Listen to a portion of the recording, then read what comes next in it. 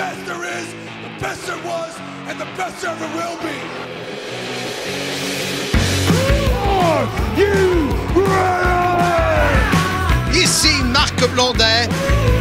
Ici l'incroyable Handsome GM. It doesn't matter what your name is. Le Don Juan des pauvres, David. What you gonna do when Hulkamania destroys you? Self-proclaimed legend. What? L'homme au mollet d'acier. What? The Mullet Man, the Mulletator. Vintage depuis 1958. Would you please shut the hell up? Hey yo. Dans le salle. Acknowledge me. Give me a hell yeah. Soyez-y, mesdames, messieurs, le podcast des fans du sport spectacle.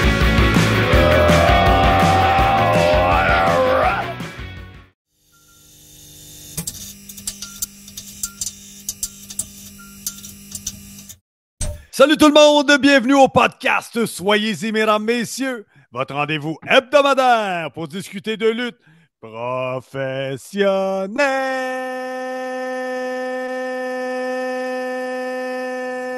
professionnelle. J'aurais pu continuer pendant 25 secondes. C'est Peu du importe. souffle.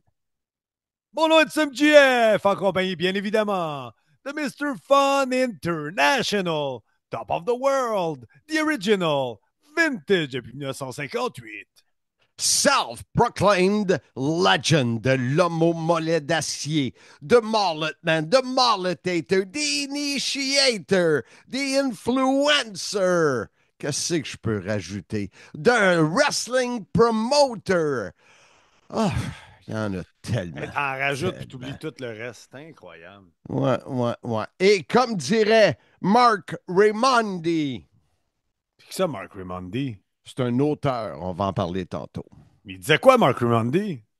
Il disait « Say hello to the bad guys ». Non, c'est pas lui qui disait ça, c'est Sylvain Grenier qui disait que tous les gros ont de gros mollets, j'ajoute à cette liste. Sourds, aveugles, séniles. Pousse pas, ça sénile. Ah, amnésique, t'es sénile. Hey, toi, t'es Vas-y. insultant. Marc, il te reste une phrase à dire. Je le sais, mais c'est parce que tu me traites de sénile. Tu l'es-tu, tu l'es pas? Je le suis pas. Demande à ton épouse qu'elle en pense. Jas, on la salue, sûrement à l'écoute. Elle t'a pas déjà dit que t'en reperdais. Oui, j'en perdais, mais elle parlait de mon poids. Amnésie, mesdames, messieurs. Hey, passons tout de suite au segment le plus populaire des ondes. Écoute, j'écoute-tu, Marc? Écoute, bon? j'écoute. Chronique mondaine. J'écoute. Les nouvelles du monde du catch. Écoute. Les potins savoureux. J'écoute. Les blagues pas drôles. Ah non, ça je n'écoute pas. Mais sais-tu quelle heure il est? Mais oui, c'est l'heure des nouvelles de Marc. Mais non. Enfin oui, mais on dit les nouvelles à Blondin. J'écoute. Bon, là, on commence les nouvelles à Blondin de la bonne façon, Marc. Parle-nous de l'entraînement. Ça intéresse les auditeurs. Le poids va bien, l'entraînement correct. Je te dirais que dans la dernière semaine, lors de notre dernier enregistrement, Oui. je t'avais dit que je m'en vais m'entraîner après. C'est ce que j'ai fait. Bravo, Et Marc. on se parle 5 jours plus tard. Et sur 5 jours, je me suis entraîné 2 fois. Mais cette semaine, j'ai fracassé la barre du 190. J'ai tombé à 189,2. Et ce matin, j'étais à 190,4. Fait que, mais avant, je roulais entre 194, 98, puis là, c'est plus 89, 90. Ben, bravo, Fait que, Marc. Ça va bien. Merci, partner. Mais les auditeurs se joignent à moi pour te féliciter, Marc. On fait bien des farces, là, mais Hey, bravo. parlant de Oui. ça, Louis Auclair, un gars de Québec qui me Oui. fait rire. Il est tellement gentil. Des matins, il m'envoie un message. Salut, j'espère que tu vas bien. Ta voix est meilleure. Bon, je m'en vais finir d'écouter ton podcast. Puis super C'est fun, fin. ça. Fait que, C'est fun, ouais, ça. je trouve ça cool. Je trouve ça cool. Il y a des matins. Wow, j'ai ça dans la tête, je sais pas pourquoi. Marjo? Ouais, parlant de musique québécoise, j'ai pogné de quoi cette semaine avec le décès de Serge Fiori. Hein, oui, c'est vrai. Hey, je venais d'acheter ben, je l'ai encore, j'ai acheté le vinyle, ce Ouais, qu'on appelle nous autres un raccord ouais. 33 Photo. tours de Harmonium, le fameux pas l'heptade, puis pas les autres, là, mais vraiment l'album brun, là, Ouais. beige, là, avec un musicien parmi tant d'autres et tout ça, que je voulais écouter le matin de la Saint-Jean. Finalement, on était pris à faire des affaires dehors, je ne l'ai pas écouté, puis j'apprends la nouvelle, j'ai fait comme « Ow! » Ça, Ouais. c'est mes années à la polyvalente, là. Ça m'a rentré dedans, c'est plate. C'est un Mais gars que c'est tu as comme réussi à ça. rencontrer dans ta carrière de radio, ça, ou pas du tout? Euh, je suis T'aurais- amnésique. Non, mais ça aurait pu, tu sais. Tu as Ouais, travaillé assez ouais, quoi, fait ouais. que peut-être que tu aurais pu le rencontrer, Là, mais j'ai rencontré Marjo, tantôt, t'en parlais. Là, oui. j'ai une photo où je leur présente des disques d'or. Ouh, faudrait mettre ça sur le podcast, David Jouin, là. Je vais y envoyer. Promis. Parfait. Hey, on continue, Nouvelle à Blondin. Tu veux qu'on parle du nouveau livre, la NWO, qui est sorti cette semaine?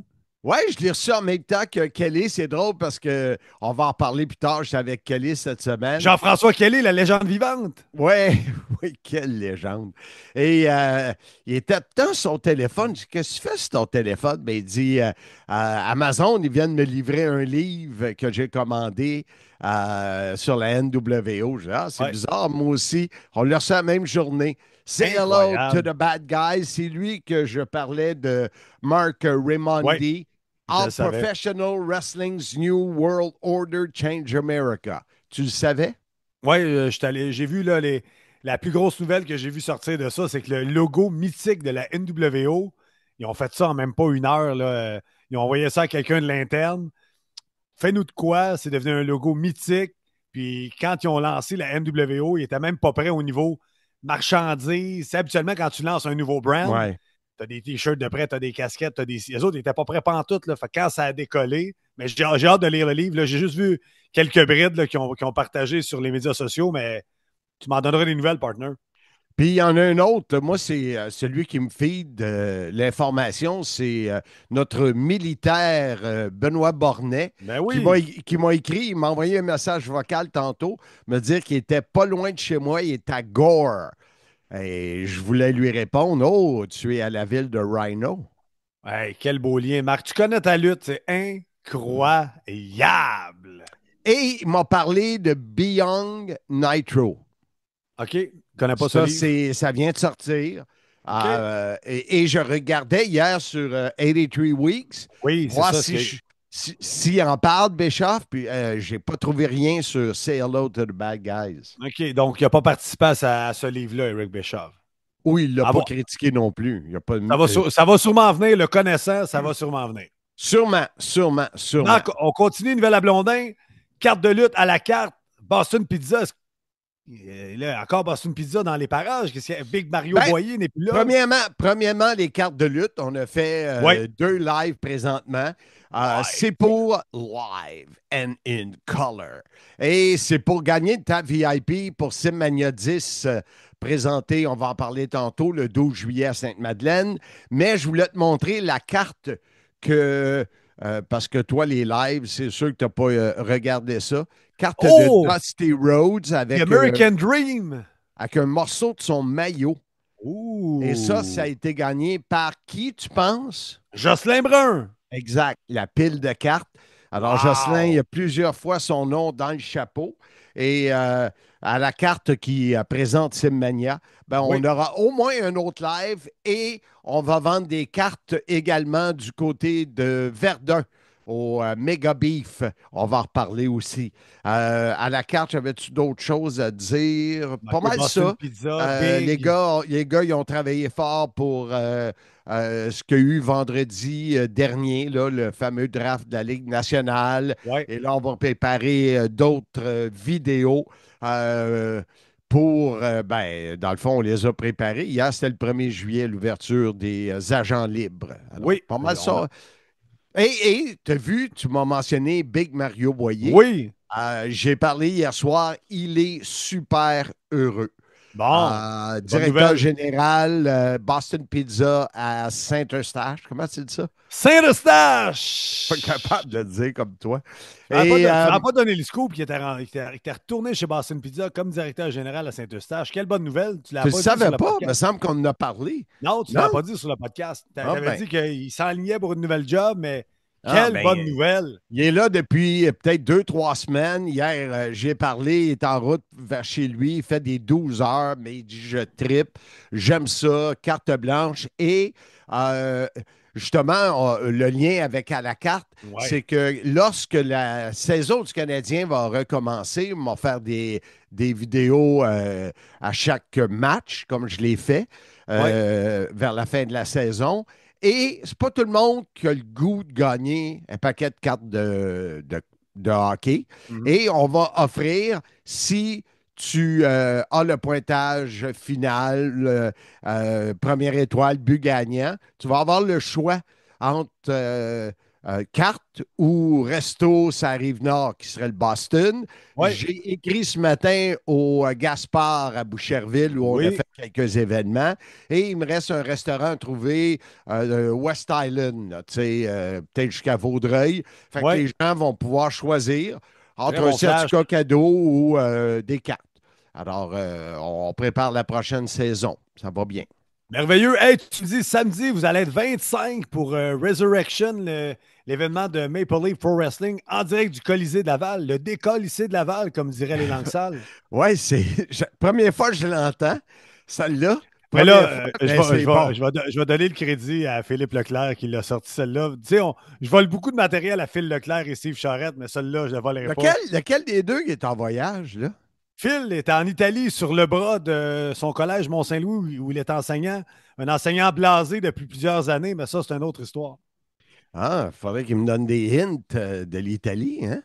Ben, parlez-vous. Ben, si tu ne fais pas des conversations, Marc. J'attendais une réaction de leur part suite à leurs excuses que j'ai mentionnées, mais non, c'est lettre... lettre morte. Lettre morte. Il devrait t'envoyer l'Indien. Un peu comme le danseur indien. Lui aussi, quel mort.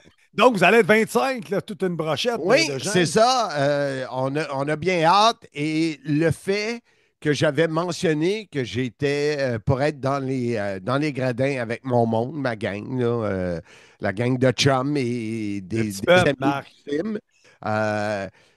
J'ai refusé d'écrire et automatiquement, j'ai fait en sorte que tu n'es pas là non plus, malgré qu'ils auraient pu t'inviter. Et ils ont décidé d'y aller avec Jean-François Kelly et Ben Cossette pour Thriller TV en français. C'est annoncé il y a quelques jours par PCO. Et c'est drôle parce que quand j'en parle avec Kelly, c'est comme s'il y avait des discussions de 2 heures de temps avec Scott D'Amour. C'est comme. Ben, Scott D'Amour ne parle même pas avec PCO. Ils n'en ont pas parlé. Fait que, félicitations aux deux boys. Très content pour eux autres. Ils vont peut-être travailler avec quelqu'un de BPM Sport en plus, là, mais c'est ça. Fait que, je voulais les saluer parce que je trouve que Ben, c'était un bon yard, puis il était comme un peu débarqué du circuit. Tu sais, nous autres, on a nos affaires qui roulent, puis je suis content qu'il soit là. Très content pour eux autres. Très, très, très content. Fait que c'est pas mal ça pour ce qui est de samedi prochain. Oui, là, après, on se dirige vers Simmania hors série, Mega Beef. Oui, c'est le propriétaire du Verdun Beach Bar à vin qui a trouvé le titre parce qu'eux, ils ont Verdun Beach Bar à vin, ils ont Verdun Beef. Que j'ai même pas eu le temps d'aller voir c'était quoi. Alors, c'est lui qui a trouvé le méga beef, puis il trouvait ça vraiment bon comme titre. Tu sais, un beef, tu sais, c'est quoi avoir un beef avec quelqu'un? Oui, je pensais que tu avais déjà un beef avec Simmania hors série parce que je voulais pas aller là que les gens l'avaient peut-être renommé de d'autres façons, puis que tu étais déjà en chicane, mais... Ben, c'est un Simmania hors série qui présente Verdun méga beef. On verra bien la suite, mais ça, c'est le fun parce que ceux qui veulent des places, comme Jocelyn, il m'écrit « Je veux des places VIP ». Ben, moi, j'en ai pas. Il faut que tu appelles à Verdun Beach Bar à vin. Il y a une terrasse, puis tu y parles, puis tu t'en vas là. Mais j'aimerais ça te donner quand même la carte. On va faire une invitation quiz sur le ring comme la petite pause, là, sur des questions un peu comme on avait fait, toi et moi, avec à la carte, pour Oui. donner des paquets de cartes de lutte aux gens qui sont là. Bien sûr, mon épouse Jazz, Mais ton épaule jazz, on la salue, sûrement à l'écoute. elle sera là pour vendre de la merch de Simmania. Ouh. Bon, voici. D'abord, les commanditaires. On a Verdun Beach Bar à vin, Verdun Beef, Noctis Café, Rex Pizza, la librairie Verdun et les bières de microbrasserie Malteops. Connais-tu ça? Non, pas du tout. Épicerie spécialisée. Ils ont un logo qui a de l'air d'une bière, mais c'est une épicerie qui vend beaucoup de micro-brasseries. Et on a Johnny Taco contre Derek Butler. Il y a un four-way où les gars se sont rajoutés. Green Phantom, Frank Evans, Benny P, puis Ryan Moore. On a un combat féminin, Mélanie Havoc et Katrina Creed.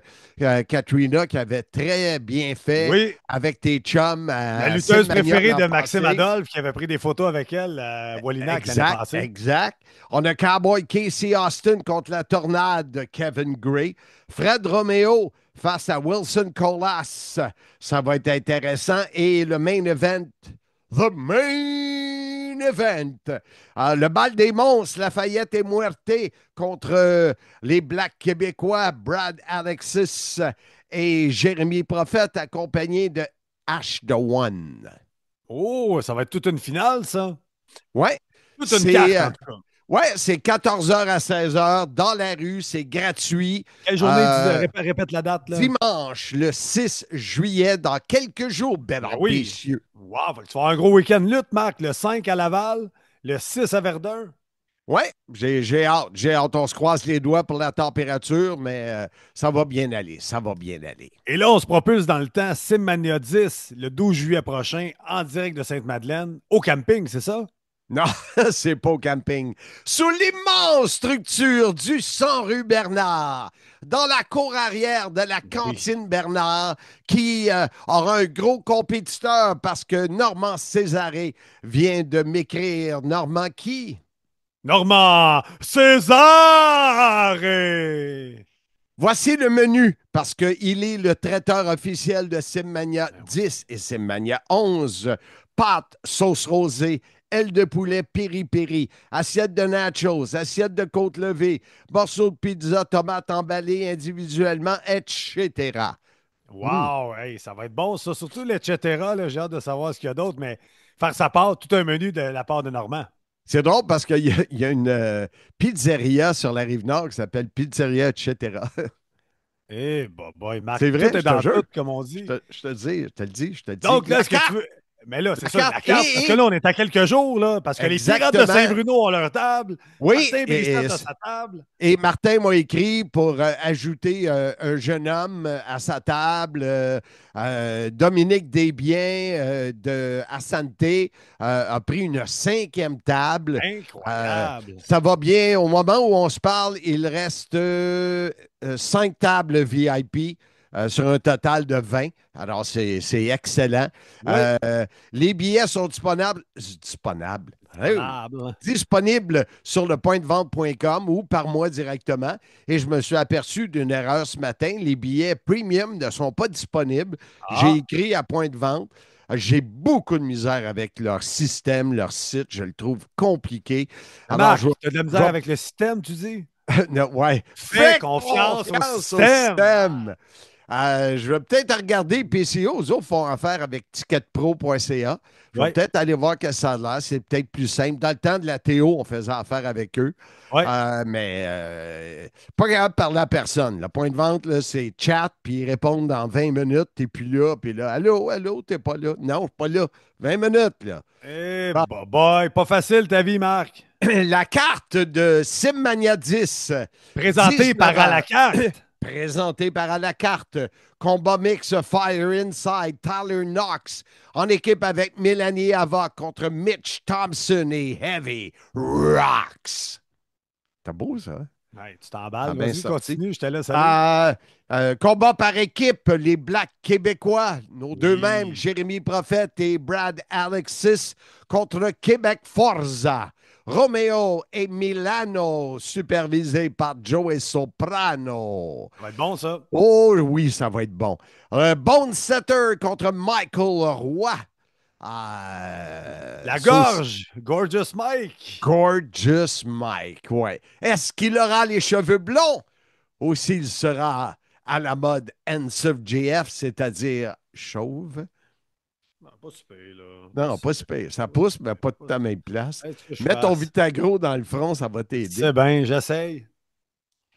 Adorable Steve Ace, l'adorable Oui. face à Novocaine. Oui. Et l'attraction spéciale, The Special Attraction, Handsome JF et Tommy Dreamer qui a dit qu'à la fin de la soirée, ça sera ugly. Un homme de peu de mots, hein, Tommy Dreamer. Oui, j'aime quand même la Ouais, vidéo qu'on a présentée, la promo est le fun. Et bien sûr, Maxime Lemire qui défend son titre face à Frankie the Mobster FTM pour le titre Simmania. Et il y aura bien sûr l'hommage à Richard, le magnifique Charlin Buveur de la Batte Bleue. Hey, ça, là, déjà que je veux l'affronter dans le ring. Incroyable. Puis là, parle-nous donc de la journée que tu es allé voir Richard. C'est ça, le mercredi? Ouais. Parle-nous de ta journée, là, c'est. J'avais une journée où je me suis dit, je décroche du reste, puis je focus sur mes rendez-vous. Et j'ai baissé le toit de la Mustang. Oui. Et je suis parti en regardant mon Google Maps et j'ai fait que, il me semble que c'est long. On avait un rendez-vous au vieux resto, ça s'appelle le même, le vieux resto de la Prairie. Place à déjeuner, le fun rétro, Richard et moi. Et ça m'a pris 1h50. Blainville. Puis je ne suis pas parti à 7h le matin, là. Je suis parti à 8h et presque 8h30. J'en revenais pas. C'est complètement ridicule. Arrêtez ça à 13, arrêtez ça à 40. Puis arrêtez, là. Pas ralenti, arrêtez des 10-15 secondes, des caries, puis à un moment donné, je regardais de tous les côtés. Puis c'était la première journée qu'il n'y avait pas d'école. Donc, on s'est dit, logiquement, quand l'école est finie, il y a comme un peu un petit lousse du côté de la circulation, qu'il n'y avait pas de lousse là, mon gars. Un petit lousse pour nos amis des Europes, c'est de l'Afrique. Oui. Et le seul lousse qu'il y avait, c'était dans ma ceinture. Mais ça a été intéressant. Richard était de bonne humeur. On a jasé de toutes sortes de sujets. Et on est allé à l'endroit où il est bénévole. C'est comme un bar. C'est drôle parce que la représentante de la BAT était là. Et c'est le bar des Mousses là, à la Prairie. C'est mythique. Ça ressemble à une taverne des années 60-70. C'est vraiment spécial, comme dirait Margot. Ça a été intéressant, s'est installé. JF Kelly est venu nous retrouver parce qu'on a fait ça conjointement. Les Rois de l'Arène et Sim. Nous, on va présenter ça aujourd'hui, mais du côté des Rois de l'Arène, ils vont diffuser des extraits pendant les vacances de Kelly. Alors, ça va être. On l'a fait conjointement, on a fait l'entrevue. Il a amené tout son équipement, j'ai amené le mien. Puis on a fait l'entrevue en profondeur, comme faut, avec Richard. C'était bien le fun et à ma grande surprise, parce que bien sûr, j'ai payé le déjeuner le matin. Évidemment. Et Richard est arrivé avec les trois la batte bleue. Il dit, je vous paye une bière. Incroyable! Richard qui nous paye une bière. Puis là, on pack de stock, vient pour s'en aller, il arrive avec encore 3 autres la batte bleue. Ah, mais il était content de vous voir, c'est le fun. Ben oui, j'ai dit slack un peu. Et ça a été une belle journée. Après, je suis parti, j'ai suivi Kelly qui roulait à 120, 125 avec sa voiture électrique. J'étais là, moi, avec mon Mustang en arrière, je relaxais. Et on est allé au Little Havana. C'est un cigar lounge vraiment, vraiment sharp à Kanawake. On est allé manger dîner, souper au Robbie's et on est allé au Dreamcatcher fumer un autre cigare après. Wow! C'était une très belle journée. Je suis revenu à 8 heures à la maison, très content, mais l'entrevue m'a tiré du jus. Ouais. Une entrevue d'à peu près 1 heure et quart là, qu'on va vous OK. présenter en plusieurs segments. Vraiment, vraiment le fun avec Richard, là. Il était, ce que j'ai réalisé, c'est que Richard, c'est un gars qui, qui aime ce qui est autour de lui. Il n'a pas une tonne d'amis, il n'en veut pas. Quand il voyage, il s'ennuie de son chez eux. Il est bien dans son petit cercle. OK. Fait que on était dans son cercle, sa place où il est bénévole, il est Ben barman, oui, c'est tout ça. ça. Fait que, non, vraiment une belle journée. Vous allez adorer l'entrevue. Wow, j'ai hâte d'entendre ça. Et pour terminer, Nouvelle à Blondin, Marc, on parle du voyage TNA. Pour nous qui s'en vient le 20 juillet prochain, on s'en va à Slammiversary and Sumversary pour mon anniversaire à Long Island, New York, au Mon, UBS é- Arena. Mon épouse m'a dit où j'avais placé ton cadeau Ah, c'est bon. pour ne pas Merci, merci. l'oublier. Parce Merci, Jazz. qu'elle elle dit, tu l'as mis dans ta valise. Fait que quand tu vas ouvrir la valise pour s'en aller mettre le stock dedans, ben, tu vas dire, ah, il est là le cadeau à Handsome. Bravo. J'étais Incroyable. Bravo, intelligent, Jazz. mais Ben quand oui. même, c'est de l'intelligence à l'état pur. Oui, effectivement. Donc, on s'en va là. Là, on est en train de les préparatifs d'hôtel. Puis avant d'entrer en onde, on se parlait qu'on va tomber en même temps que les vacances de la construction pour nos Ben amis de oui. l'Europe. C'est que tout le monde au Québec presque tombe en vacances. Donc, la traverse des douanes le 18 juillet, le vendredi, ça va être rock and roll. Ouais, et en regardant ça, moi, faut que je le présente le projet à mon épouse, mais probablement qu'on va devancer de. Au lieu de partir le vendredi matin, on va peut-être, ou le jeudi soir, on va peut-être partir le mercredi, tranquillement. Ouais. Tu sais, si j'ai rien, why not? Coconut, comme dirait l'autre. Qui C'est l'autre? bon, ça, why not, coconut? Why not, coconut? Et ça, Et, notre ami, notre producteur français, je ne sais pas s'il va la comprendre. Comment il s'appelle déjà notre producteur? Seigneur, comment il s'appelle? David Jouan. David Jouan. Le Casanova des pauvres! Non, Marc, c'est le Don Juan des pauvres. C'est une rime. David Jouan, Don Juan. Hey, parlant de rime, c'était le fun la semaine passée. Il a mis la photo du Goldberg des pauvres. Oui, de Pneumac Côte-Saint-Louis. Ben oui, mais il faut que j'aille le voir, là. Ah oui, pourquoi? J'aime mieux pas en parler. Il n'a pas fait sa job comme faut. Oh non, lui, il a fait sa job comme faut, mais je t'en parlais hors des ondes, mais il va m'aider pour un petit problème que j'ai. Problème érectile? Non, non, Non. OK, non, OK. non. OK, on continue. Hey, Marc, puis tu voulais terminer en plantant ma conjointe Alexandra Giguère qui t'a pas On va pas répondu. la planter, mais tu sais, toi, je suis habitué, tu réponds pas.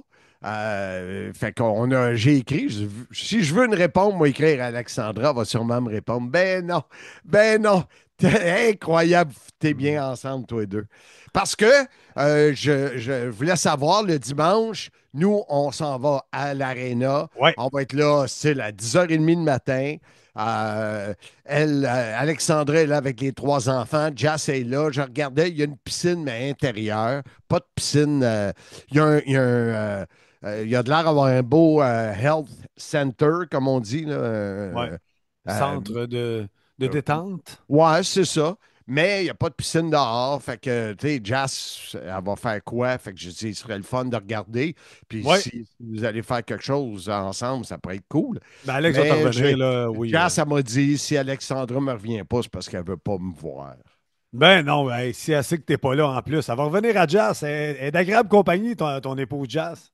C'est sûr. Rappelle-toi toujours, Marc, que ta plus grande qualité, c'est C'est que tu as d'avoir. très bien marié. Exactement.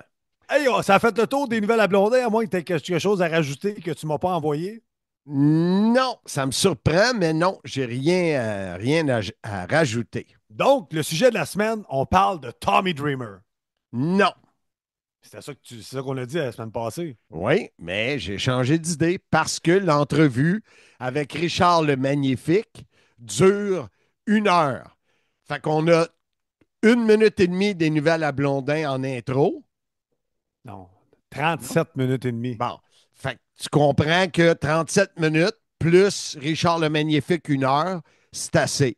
le Tommy Dreamer s'est enregistré avec Bertrand Hébert et ça sera diffusé la semaine prochaine, quelques jours avant Simmania 10. Alors, cette semaine, passons tout de suite, après la pause, à l'entrevue extraordinaire et incroyable que tu as réalisée avec Richard, le magnifique Charland. Puis là, tu vas me couper, vas-y. Oui, faut que je te coupe parce que, à la demande de David Jouan, il fait des Jouan. shows. Le Casanova des pauvres! Non, Marc, c'est le Don Juan des pauvres. C'est une rime. David Jouan, Don Juan. Parlant de rime, aucun rapport. L'entrevue en profondeur avec le Magnifique, on va parler de la fameuse tournée au Québec où un des deux, entre lui et Frenchy Martin, a lutté pendant 12 jours avec l'épaule déboîtée. On va parler de ses voyages autour du monde, entre autres le pays où il a lutté, qu'il a le moins aimé. Parler comment il a été impressionné au Japon. On va parler de la raison pour laquelle il s'est fait fermer les portes à la WWF. Oh, ça va être intéressant, ça. Il avait rentré grâce aux géants. On va parler, voir pourquoi il est amer un peu avec la lutte aujourd'hui, des anecdotes et bien sûr, on va parler de RDS, ce que les gens parlent encore aujourd'hui du Magnifique et moi. Alors, c'est ça. Place maintenant à cette entrevue conjointe avec nul autre que Jean-François Kelly des Rois de l'Arène. Voici place au magnifique Richard Charland.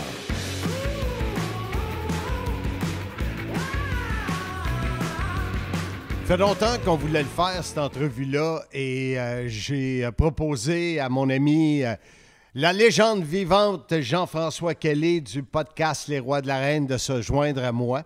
On est avec Richard, le magnifique Charland. C'est celui qui a le chandail noir parce que l'autre, c'est un mousse, c'est un orignal en arrière. On est où, là, Richard? On est exactement à la loge des Mousses, la loge 1607 au 208 chemin Saint-Jean à La Prairie.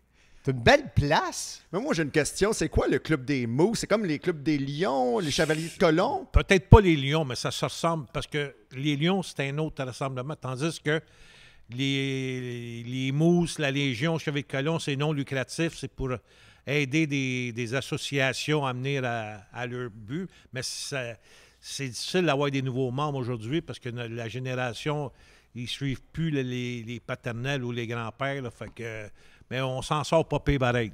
Mais on n'est pas ici de parler de ça. Bon, moi, je veux te poser des questions là-dessus parce que tu fais du bénévolat ici. Oui, monsieur, je viens ici 2 jours par semaine faire du bénévolat pour travailler avec les gens, les aider.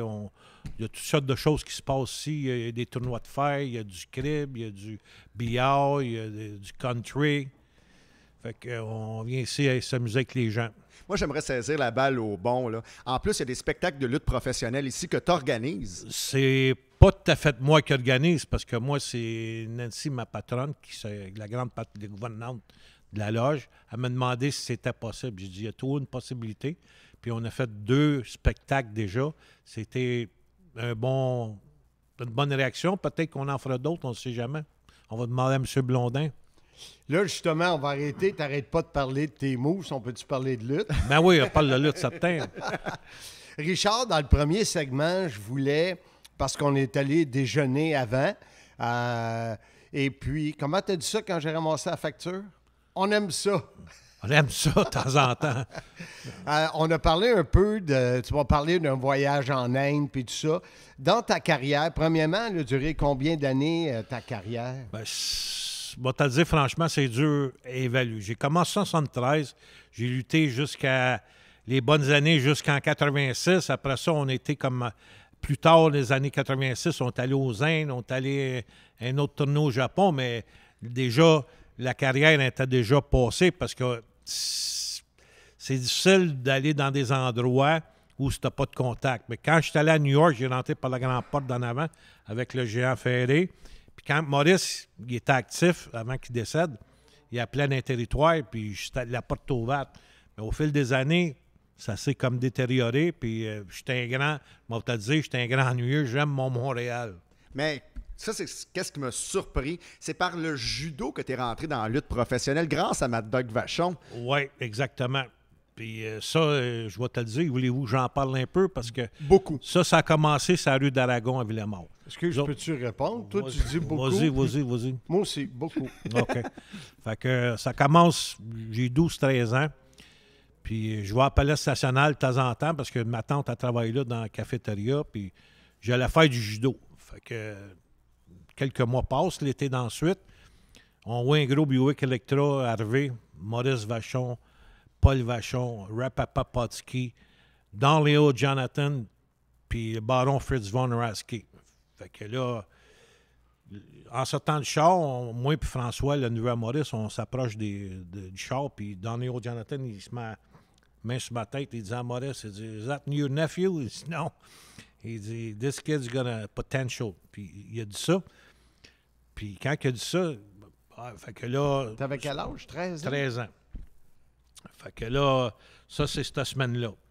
Puis la semaine d'ensuite, ou la deuxième semaine plus tard, là, Maurice arrive avec ses deux fils. Il vient chez François puis Philippe, les neveux à Maurice.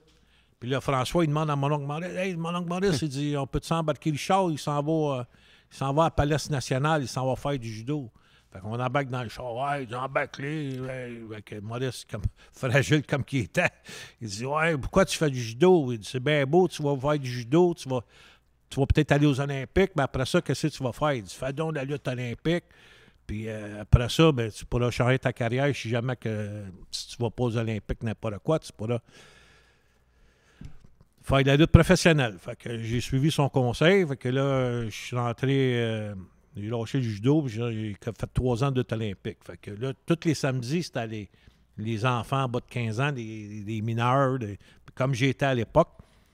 Fait que ça prend quelques mois, puis là, je balaye le samedi, je gagne tous les jeunes, puis tout. Fait que là, Ray Ritchie, il dit à Maurice, Ray Ritchie, c'était le chum à Maurice, puis c'était le coach. Fait qu'il dit, il dit, "Il est bon, ben, il dit, on l'emmènerait-tu des soirs de semaine?" Le lundi, mercredi, vendredi. Là, j'étais avec des hommes. Je vais te dire une affaire. J'ai mangé des volets. Fait que Maurice, il appelait de temps en temps à ma mère à la cachette, puis il disait, "Mme Jolin, comment est-ce qu'il est Richard?" Il dit, "Il est fini, il va plus." Puis finalement, ben, le mercredi ou le vendredi ensuite, j'y allais, puis les gars, ils me battaient. Mais quand je me revengeais le samedi matin. Avec les jeunes. Avec les jeunes. Mais avant que Maurice Vachon vienne te voir avec Paul Vachon, est-ce que tu connaissais la lutte amateur et la lutte professionnelle? Non. C'était point. On faisait du hockey jeune, puis on faisait du hockey, puis on faisait. Moi, j'allais faire du judo une fois par semaine quand ma tante était là. Puis de temps en temps, ma mère elle allait la remplacer. Là. À la Palais National, il y avait tous les sports. Là. Il y avait du karaté, tous les étages, de l'haltérophilie. Il y avait toutes sortes de choses. Puis vu qu'il y avait quelqu'un qui travaillait dans la place, ça ne coûtait rien à l'époque. Wow, c'est... Fait que c'est de même un peu que ça a commencé. Là, t'es rendu 13 ans. T'es rendu quoi, à 15 ans? 16 ans. J'ai fait 3 ans de lutte amateur à Palais National. Puis là, ben, à 16 ans, je commence à moins écouter les gens parce que je prends confiance et tout. Fait que ma mère, surtout à cachette, parce qu'elle disait à moi, là, je suis plus capable d'endurer. Puis à l'école, je me faisais mettre dehors de mes classes. Puis tout. Fait que, elle dit ça à Maurice. Fait qu'il dit, "Ouais, il dit, tu vas t'en aller au Nouveau-Brunswick. Là. Il dit, tu vas aller habiter, tu vas aller monter la reine, là, puis tu vas aller. Fait que je m'en vais au Nouveau-Brunswick pour Émile Dupré. Il était si important dans ta vie qu'il pouvait te dire ce que tu vas faire. Ben, écoute, il était autoritaire un peu. Ben, autoritaire. Ben, il prenait soin de toi. Il prenait soin de moi, puis moi, ben, c'était comme je le regardais comme mon idole. Là. Ça fait 3 ans que je le connais, puis je le vois faire des choses. Bien, j'en ai vu faire d'autres choses aussi, mais fait que c'était pas facile, ce Maurice-là. Là. Fait que... Mais Maurice Vachon, il a tout le temps été un leader pour plusieurs personnes. Pat Patterson nous en parlait justement. C'est Mad Dog Vachon qui l'a fait changer de territoire à un moment donné. Puis également, qu'est-ce qui m'a surpris, c'est que tu as débuté à Montréal pour Lutte Grand Prix directement, puis tu as gagné ton premier combat. Oui, mais c'était tous les anciens vétérans. Les gars, ils avaient tous passé l'âge, puis moi, je commençais. Puis moi, je suis parti de la lutte amateur à la lutte professionnelle. Puis des gars comme Pat Gérard Junior, Jim Kelly, Jim Kelly, puis l'autre, Paul. Moi, je connais rien du pro, là. Puis les autres, ils veulent m'aider, mais c'est effrayant. Ça a bien viré parce que j'essaie de me dire Paul Bell. Lui, il fait que j'ai le graphing dans le dos, mais j'ai pas coupé mes ongles. Puis je fais 8 traces dans le dos. Fait que, il arrive chez eux le soir, il était lutté, mais sa femme me regarde, elle dit qu'est-ce que tu fais avec ces graphiques-là où c'était après? Il dit, non, c'est jeune, Charles. Il dit, il me rentrait ça dans la peau, mais c'était effrayant. Elle pensait que c'était une femme qui avait été... Mais juste te montrer comment Jean-François Kelly, des fois, il n'a pas l'expérience que j'ai. Il a skippé un bout, parce que là, tu t'en allais au Nouveau-Brunswick. Oui, c'est à la fin de l'école. C'était en 72, 73. T'as-tu ton certificat d'école? Quelle école? L'école de la vie? Oui. Ben oui. Elle est imprimée partout dans le monde. Ah, wow. Oui, monsieur. Y a-tu d'autres choses que tu veux savoir? Ah, j'en ai plein, j'ai une belle liste. Ouais. Fait que là, t'es allé au Nouveau-Brunswick, t'étais arbitre, t'as monté le ring. Non, mais laisse-moi, je suis rendu là. Fait que là, j'arrive au Nouveau-Brunswick, m'en vais pour Émile Dupré. Là, je vais te le dire en partant. Un des promoteurs, je t'avais déjà parlé de ça, un des promoteurs les plus cheap, c'était Émile Dupré. OK. C'est en 72. Fait qu'il me donne une garantie à l'époque de, je pense que c'était 250$ par semaine. À l'époque? À l'époque. Beaucoup. Oui, c'est beaucoup, mais... Puis là, le premier soir, je vais à la lutte, mais je fais rien. Je n'arbitre pas, puis je monte pas l'arène parce que c'est proche de chez Diac. Le lendemain soir, Jim Kelly, il venait l'été lutter au Nouveau-Brunswick, il se casse une jambe. Fait qu'après que c'est cassé la jambe, j'ai embarqué dans l'arène, j'ai jamais débarqué, j'ai jamais arbitré, j'ai jamais monté l'arène, ça a été facile. Puis j'avais le Cuban Assassin qui m'a bien aidé là-bas. Puis après ça, j'ai tombé en équipe avec Don Leo Jonathan contre. À l'époque, c'était les Kiwis, mais ça a devenu les Bushwhackers. Oh! Wow! Des bons gars. Sweet William? Non. Nick Carter puis Sweet William qui s'appelait. Des bons gars. Mais si on comprend bien, le véritable métier du lutteur professionnel, tu l'as appris sur le ring devant le public. Là. Oui. On allait à l'époque, la lutte Grand Prix, il fallait qu'ils promotent une fois par semaine à Montréal parce qu'il y avait, il appelait ça la commission athlétique de Montréal, la lutte. Il fallait qu'il y avait un permis, mais parce qu'à l'époque, Verdun était Verdun.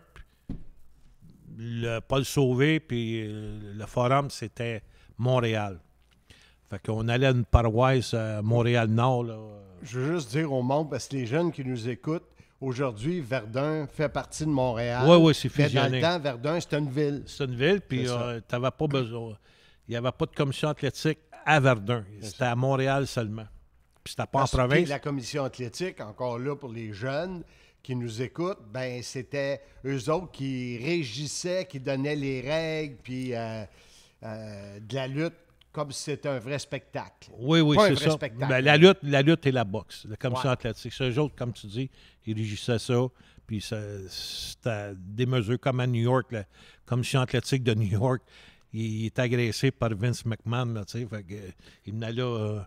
cueillir le fruit. Là, fait que... Mais toi, en tant que lutteur, est-ce que c'était facile de passer par la commission athlétique ou c'était vraiment ardu? C'était pas difficile. Mais c'est pas comme même à Montréal, ils ont jamais fait ça. Comme à New York, ils prenaient ta pression, puis ils prenaient ton battement de cœur. Puis il y a des gars qui défonçaient des. On parlait de Rick McGraw, qui tranquille, son pouls était à 177 battements à minute. Tu dis, son monde, il ne crée pas ça, mais je l'ai vécu, puis son cœur explosé chez eux. On s'en allait à Washington le dimanche matin. On s'en va pour le chercher, puis s'en aller. Son cœur avait explosé, puis il était plein d'acume dans la bouche, puis il avait éclaté. Là. Non, wow. 177 battements à minute.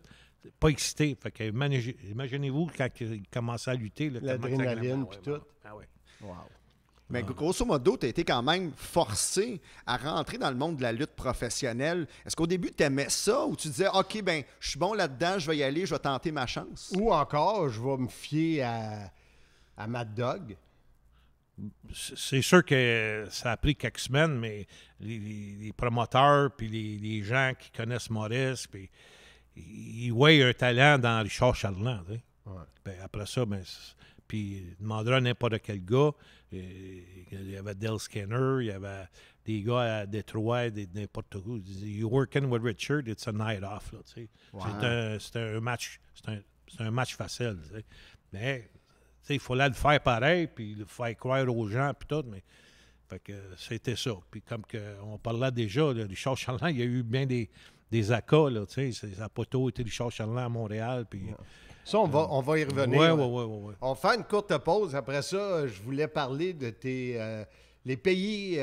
parce que tu m'as dit que tu aimais bien ça, être dans ton petit coin au Québec, mais tu as voyagé beaucoup. Oui, mais au fil des années, quand tu vieillis, là, puis même, honnêtement, il y a bien des gens qui le savent, j'étais un ennuyeux. J'aime bien mon petit Québec, mais pas loin de chez nous. Là, mais j'ai été... En tout cas, on va revenir là-dessus. Tu vas en parler plus tard. Fait que, après la pause. Après la pause, c'est good. Oui.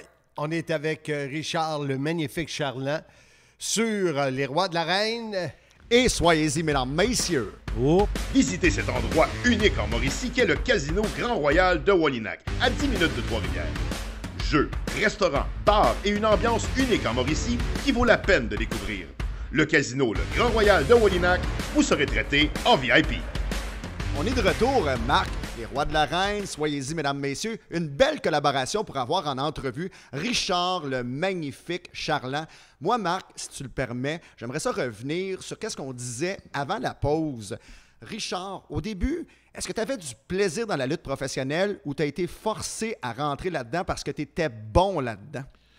J'ai pas été forcé, mais j'ai aimé la lutte parce que quand j'ai commencé à faire la lutte amateur, après ça, on allait le mardi soir, il y avait de la lutte. Tous les mardis soirs, il y avait de la lutte à l'Auditorium de Verdun.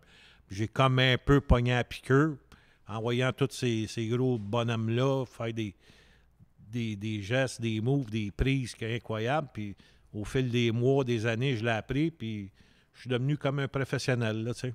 Comme un professionnel. Tu es devenu un professionnel Oui, mais je suis devenu professionnel, mais Richard Charland, je ne sais pas, sûrement vous le savez, vous êtes des gars, vous connaissez des histoires sur les lutteurs de la province de Québec, mais je suis comme un peu le black sheep of the family, je suis comme un peu le mouton noir de la famille, si tu veux, parce que j'ai jamais été comme sorti vraiment en public après ma carrière, puis je voulais pas être achalé par ça, parce que mais il y en a d'autres qui ont vécu des belles carrières. Moi aussi, j'ai vécu des belles carrières, des beaux divorces, mais ça va avec la game, je pense.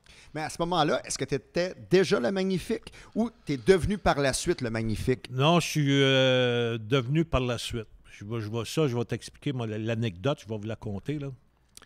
C'est un petit nommé Beaugrand qui restait... Un petit Beaugrand? Ouais, c'était plus jeune que moi, un Beaugrand. Puis son grand-père était juge de paix.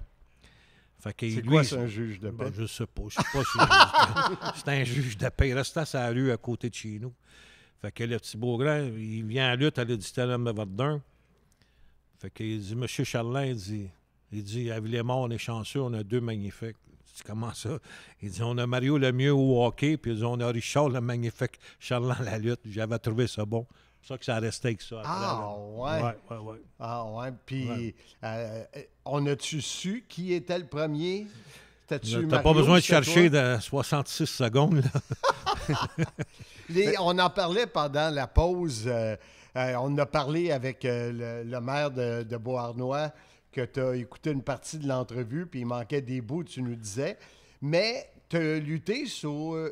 plusieurs pseudonymes, plusieurs noms. Exactement. T'en as parlé d'un, Dark Vader. Garth Vader. Garth? 1979. Je m'en vais travailler à Détroit pour le Chic. Le Chic, il m'aimait bien parce que avec le bonhomme Chrisman qui me vantait. Puis tout, ça, c'est pas le même Chic que Chic. Non. C'est le Chic qui était ici. Ça n'a pas rapport. Le vrai Chic, le premier Chic, c'était Eddie Farhat. Il restait à Détroit, au Michigan. Puis, Eddie Chrisman, il dit, hey, you got room for the kid there? He's looking for... Il cherche un territoire à aller. Bah, il dit, on va l'emmener, mais il y a de l'air jeune, puis tout. Il dit, on va y mettre un masque. Fait qu'on met un masque, mais moi, j'avais pas vu la vue Darth Vader. J'appelle ça. Fait que j'ai un costume bleu marin avec des étoiles blanches. J'ai un masque blanc avec des étoiles bleues marin. Puis, premier TV je fais, c'est contre Stan the Man Stasiak, The Hard Punch. Puis, à la fin, le Sheik, il fait une intervention. Ben, le Sheik a pris soin de moi pour quelque temps. Après ça, je suis allé à New York. J'ai été Mauler Malone. J'ai été au Japon. J'étais de Tempest. Joe Cox. Je sais pas ça. Je viendrai plus tard peut-être vous le dire qui avait dit ça, là, mais je veux pas le dire tout de suite. Puis, Tu veux dire que Cox avait rapport avec ben, ce que t'as avec, dans le caleçon? si tu veux, parce que... Parce que plus tard, on ne sait pas si tu vas en parler. Fait que là, je te pose la question. Anyway, ça a rapport avec Garvin qui est mort. Là. Je me rappelle, il y avait Ronnie, Jimmy, puis l'autre qui était agent d'affaires à New York. Là, comment il s'appelle? Je ne me souviens plus de son prénom, mais c'est pas grave. Ouais. Fait que c'est pour ça, le maire de Bonnois, il est dans le champ, puis il nous oublie un paquet à chaque territoire.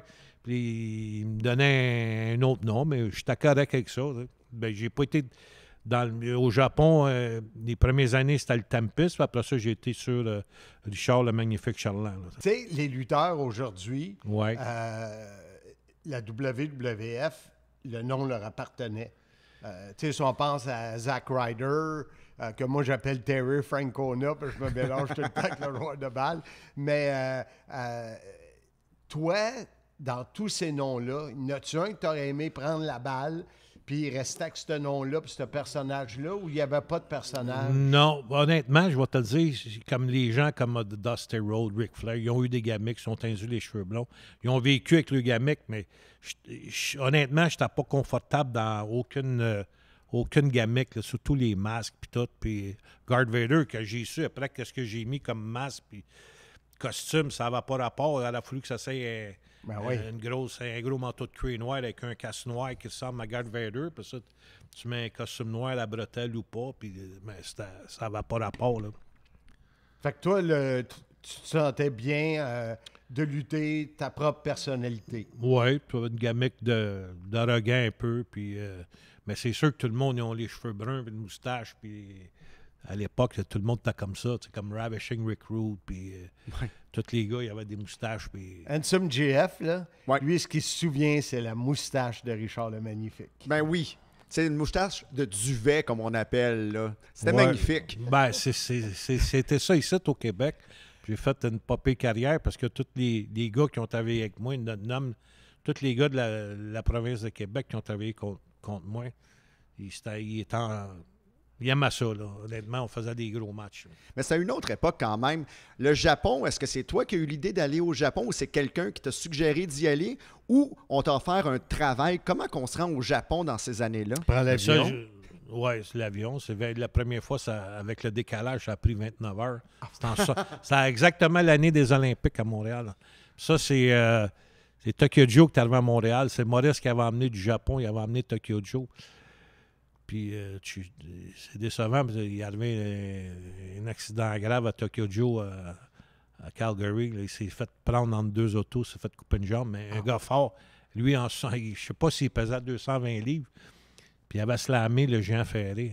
Tabarnouche, le Paul Vachon, Frank Valois, il dit « Fais jamais ça. Personne ne lève au moins que les géants veulent, mais il n'avait pas averti. Puis, je pense qu'il faisait 5000 push-ups par jour, 10 000 squats par jour. Fait que Maurice avait dit, call your...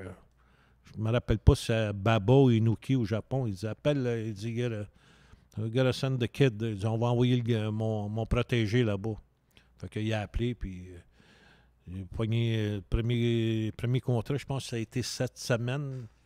Après ça, j'ai été 3 ou 4 fois après ça. Comment c'était dans ce temps-là de voyager dans... Ben, tu sais, surtout que tu nous as dit que tu aimais tellement, tu étais un ennuyeux, tu aimais ton petit coin au Québec. Ouais. Puis là, tu t'en vas pas aux États-Unis. Tu es au Japon, là, c'est complètement un style de vie différent. Comment tu sentais l'ennuyeux? T'arrives au Japon, la première fois, c'est en 1976, j'ai 20 ans, je pense. 18 ou 20 ans. Puis là, tu es émerveillé parce que tu vois du monde, tu vois des bicyclettes comme tu as jamais vu dans le monde. Puis là, tu vois des grands hommes que tu as entendu parler de chaque territoire. Là.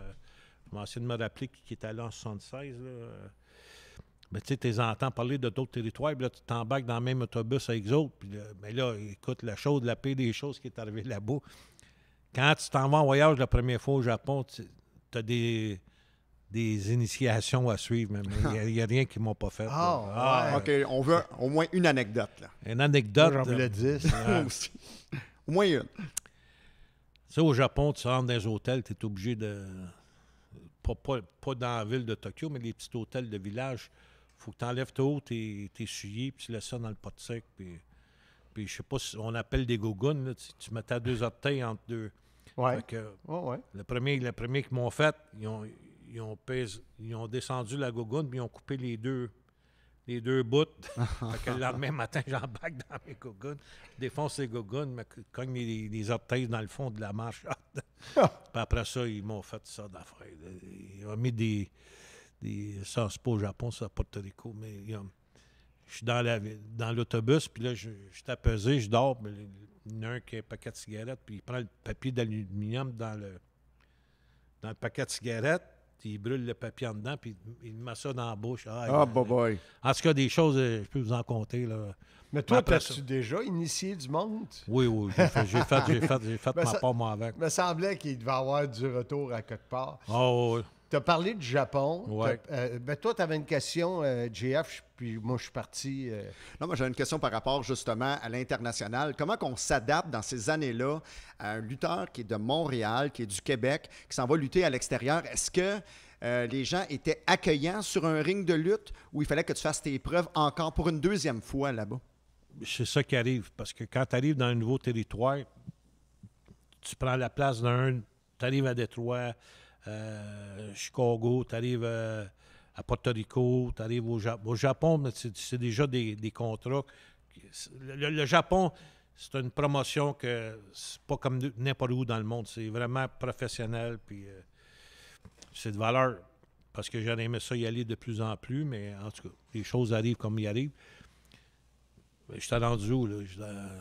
Tu disais que la question de JF était faut que tu te prouves. Oh oui, c'est ça. Faut que tu arrives à quelque part. Puis il y a des places, tu vas rentrer, ça va bien. Puis là, d'un coup, tu pognes un gars que tu as vu ailleurs. Puis là, tu es rendu dans son territoire. Puis là, il joue un peu serré, il joue la game un peu. Puis là, tu te dis, hey, je suis loin de chez nous, je m'en viens gagner ma croûte. Là. Je dis, puis on a bien travaillé ailleurs. Puis là, pourquoi que je viendrais ici de changer ça? Là? Mais justement, est-ce qu'il y a des endroits qui te font dire, qui t'ont fait dire, OK, c'est plus pour moi, c'est trop différent cet endroit-là. Je lâche la lutte professionnelle parce que ça me tente plus. Il y a trop d'initiation, c'est trop. Oh non, mais rough. ça dure. La première fois que tu vas à quelque part, c'est comme un recrue qui arrive dans la ligne, en balle, au hockey, n'importe quoi. C'est sûr que. Mais ça a bien changé aujourd'hui, hein, les initiations. Hein, tu sais, tout le monde le sait, il n'y en a plus. Puis, même quand tu es membre d'association, il y avait des initiations à l'époque, puis il n'y en a plus de ça. Mais il y en a trop qui s'asseyent à faire des comics, puis c'est comme ça. Quel pays où tu as lutté que tu t'es dit je reviens plus jamais ici? Probablement, je te dirais les Indes. Oui. Ah, on a fait une tournée de 28 jours, on a lutté 7-8 fois. Là, puis... Quand même long, 28 jours. Oui, puis si tu luttes souvent, ça passe assez vite. Puis comme je t'ai dit, plus de bonheur dans la journée, tu m'as demandé des gens que j'aimerais ça revoir. Billy D, qui était ma superstar, qui est venu à Montréal en 86. Qui était Axe de Demolition. Axe Demolition, mais ce que tu disais tantôt, puis quand justement le maire de Bournois qui disait qu'il connaissait ça, ben moi, j'étais à Blast Demolition, mais Billy D, la gamique Démolition, c'était à lui. C'était à lui, puis c'était pas à Vince. OK. Fait que, mais lui, il a vécu un peu dans l'ombre de ça, puis elle a dû le savoir. Puis là, mais il y a eu, je sais pas comment il y a eu de Axe, puis Axe était numéro 1, c'était à lui à Gamic. Après ça, il y a eu Smash, Blast, puis Crush. Puis il y en avait un autre, un gars de Toronto qui est mort, le grand Paul. C'était à Belle. Fait que, là, Belle, comme j'ai dit au restaurant, plus de bonheur à Mac, j'ai dit, J'ai dit, c'est de valeur, parce que Bill, un coup, il m'a dit, il dit, sais-tu quoi, Richard? Il dit, t'avoir vu, connu plus de bonheur, t'aurais été probablement son aile, j'aurais fait plus de voyages que ça là, avec lui. Là. Mais quand même, au début des années 90, tu étais Blast de Demolition, hein? C'est ça, mais ça n'a pas duré. C'était juste une tournée en République dominicaine. C'était juste pour remplacer son partner qui n'était pas capable d'y aller. Là. Ouais, mais C'était pas pour une longue carrière avec lui. Là, tu sais. on va revenir au passé, mais ça m'intéresse particulièrement parce que tu parlais de Blast. C'était quand même super plaisant, j'imagine, d'être en partenaire avec Axe à ce moment-là dans une gimmick qui fonctionnait à merveille. Là. Ben oui, c'est sûr. Puis on était bien traités, puis c'est comme... parce que la gimmick est over, là, puis il fallait se peinturer, puis ça, c'est une autre affaire. Mais ça a pris quelques temps à m'adapter, parce que, tu sais, jamais je m'ai peinturé, mais là, Bill, il disait, prends ton temps, ça va être facile, puis ainsi de suite. Puis il a fait une couple de jours là-bas, puis après ça, ben, c'était tout. Mais tu me contais, je ne sais pas si on peut en parler, là, mais l'accident que vous avez eu dans le taxi, tu étais avec Bill Eddy. On était une tournée de 28 jours.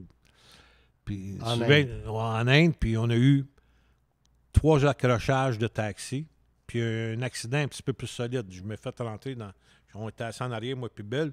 Je m'ai fait rentrer dans la porte sur mon bord. Ça m'a projeté, puis avec ma tête, j'ai ouvert l'arcade à Bill. Là, le sang coule, puis là, on s'en va à l'hôpital. C'était une femme docteur. Fait qu'elle fait ses points à lui. Je sais pas si elle s'est lavé les mains ou pas. Fait qu'elle fait ses points à lui. Mais moi, c'était juste musculaire parce que c'était à mon épaule. Fait que là, je dis, madame, je dis, moi, mes hôpitaux au Québec, à Montréal, je dis, quand un docteur travaille sur un patient, quand il s'en va sur le deuxième patient, d'habitude, il se lave, il se désinfecte, il se lave les mains. Je l'ai insulté. Elle a mal pris ça. J'ai dit, OK, je suis correct, maman sortir. Là. Puis pour revenir, là, on part du coq à l'âne, pour revenir avec mes épaules. Puis on avait-tu répondu à la question? Celle-là, je veux le faire après la pause. OK, c'est bon, c'est good. Envoie-nous à la pause. Bon, ben oui, mesdames, messieurs, on prend une petite pause de 5 minutes.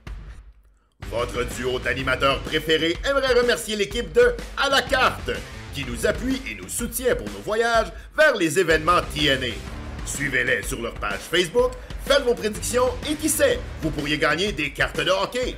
Marc Blondin a prédit avec succès et a gagné une carte de Cale Makar valant plus de 800 $. À la carte, merci. Marc, on est de retour au Roi de la Reine et à Soyez-y, mesdames, messieurs, pour une collaboration pour Richard le Magnifique Charland en entrevue. Mais depuis tantôt, depuis les 2 récents segments, j'entends parler d'un maire, le maire de Beauharnois. Pourquoi qu'on en parle, Marc? Bien, on en parle parce que c'est lui vers qui je me suis tourné, parce qu'à un moment donné, Richard, ça ne tentait pas de faire l'entrevue. Okay. Puis je voulais quand même parler de sa carrière. Donc, je me suis tourné vers celui que j'appelle le professeur Bertrand Hébert, que toi t'appelles... Brother Bertrand Hébert. Bertrand. Ce qui est drôle, Richard, c'est que le maire Bertrand Hébert, sur son podcast, il blasse le monde. Fait que toi, je pense que tu le blasterais un peu, hein? Ben moi, en autant je suis considéré, c'est pas le maire, c'est le maire 2. Oh! OK, si je comprends bien, c'est Bertrand Hébert, le maire de Beauharnois. Ouais. Je pensais vraiment que c'était le vrai maire de Beauharnois qu'on parlait depuis tantôt. Non, parce que moi, à un moment donné, dans l'entrevue, j'ai pitché ça en joke, comme quoi que s'il se présentait comme maire, mais là, c'est sûr qu'il n'y aura pas le vote de Richard. Mais on a parlé, j'ai amené ça, JF et Richard. Je suis animateur de ring et dans la tournée, il y a un combat entre Frenchy Martin et Richard Charland. Et si ma mémoire est bonne, puis là, on va tester celle de Richard, premier soir, un des deux se disloque l'épaule ou quelque chose du genre. C'est quoi la vraie histoire? Oui, le premier soir, je pense que c'était au Forum de Montréal. On a fait une tournée de 10 jours en province, puis on est allé au Nouveau-Brunswick, à Terre-Neuve, puis ça a fini, je pense, en Ontario ou à Winnipeg. On a fait 10 jours en règle. Le premier soir, je joue contre Frenchy. Demande-moi qu'est-ce qui arrive. D'une manière ou une autre, je tombe, ou je pense que je donne une savate, puis je me démanche une épaule. Fait que là, Je suis pas pour casser j'ai une belle loupe qu'on appelle, une belle tournée. Fait que je compte Frenchie puis tout. Fait que on prend une coupe de 2,22, on se frotte avec du l'antifégestine, puis on prend une coupe de petites bières puis tout. Fait que là, je sais pas qui est agent à l'époque, ça n'a pas rapport avec Pat, je sais pas qui est agent d'affaires à Montréal à l'époque. Il a dit tu peux-tu continuer? Je dis oui, je vais continuer. Il dit c'est-tu les mêmes matchs tout le long? Il dit oui. Fait que Frenchie, fou comme qu'il est, il dit ouais, il dit, une chance que.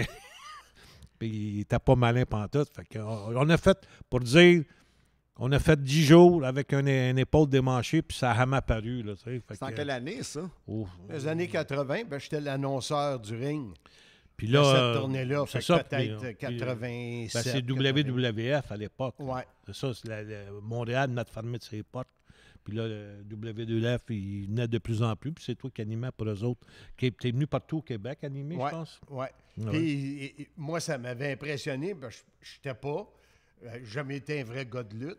Mais à cette époque-là, j'étais juste un petit fan de lutte. Ouais. Et de savoir que, là il me le dit, puis je savais qu'il y en avait un des deux qui lui était blessé, puis blessé, l'épaule disloquée. Oui, démanché. Là, pas puis, un ongle incarné. Alors, puis entre les voyages, on l'attelle, puis on la frotte, puis on prend des 2,22, puis ça fait mal, mais je veux pas manquer cette tournée-là. Puis comme je me refais un nom à WWF.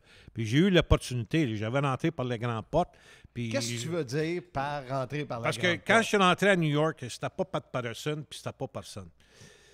Quand je suis rentré, c'est Jean qui m'a emmené. Je m'étais allé à New York.